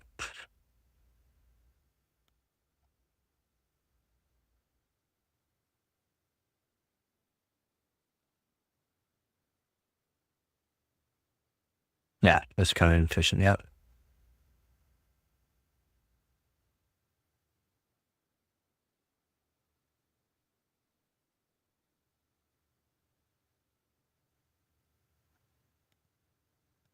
Never, heat pipes are just vapor chambers. So the liquid becomes a vapor, goes up the pipes, gets cooled, and goes back down to a liquid, basically.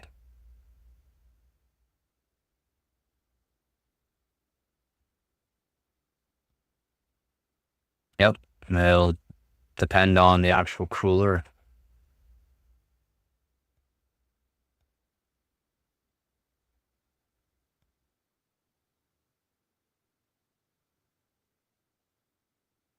It probably worked for like the LJ 1366. That's why they're fairly close. They're not the same. They're fairly close.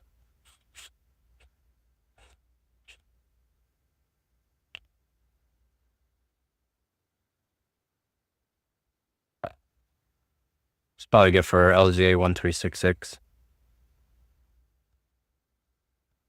It's my assumption.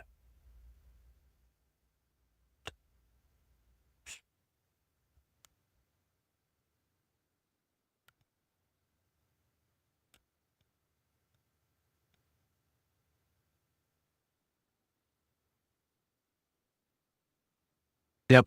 1366 right there.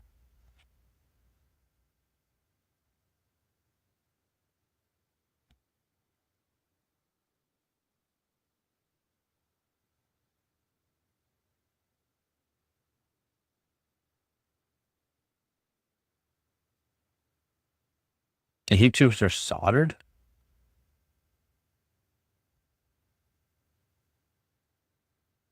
I haven't checked it out.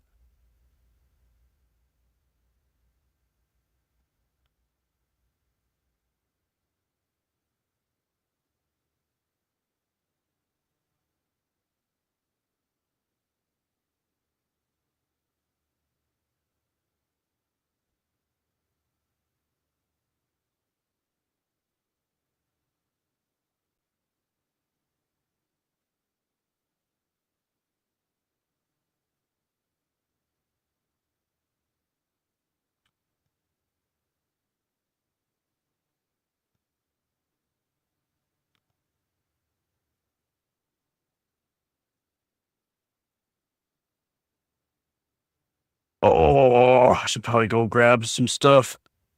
Be back on later, maybe.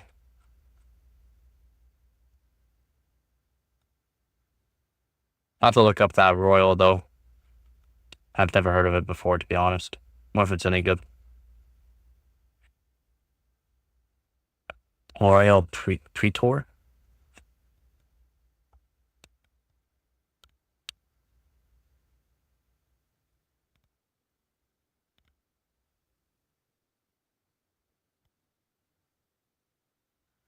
Yep, I see it.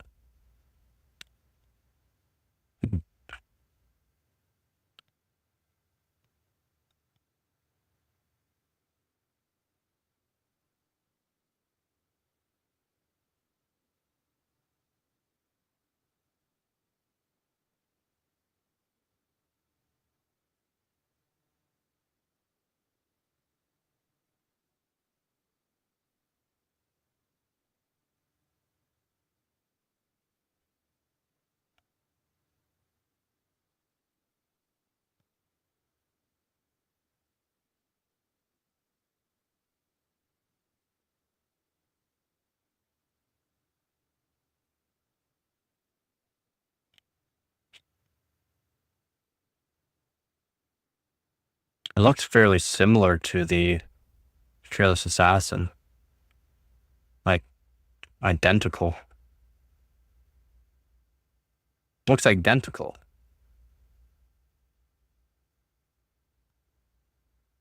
Alright, take her easy, Yanni.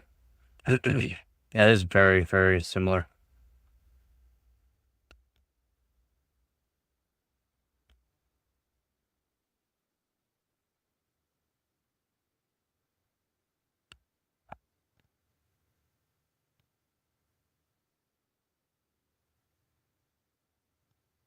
Like, identical.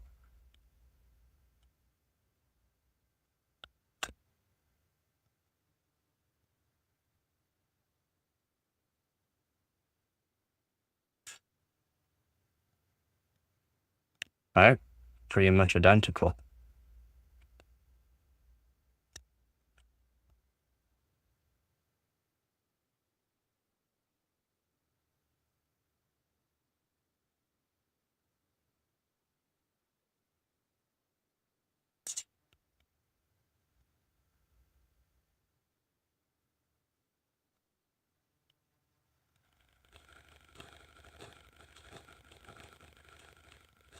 Yeah, it has a thinner area on the cooling plate for sure. That's why I want to lap this one down. So I don't like how thick that plate is to the pipes.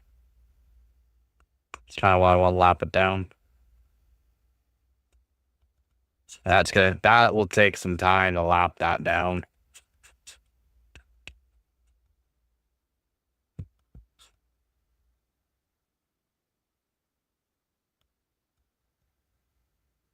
Basically, it will definitely take a while. It's got to take a while.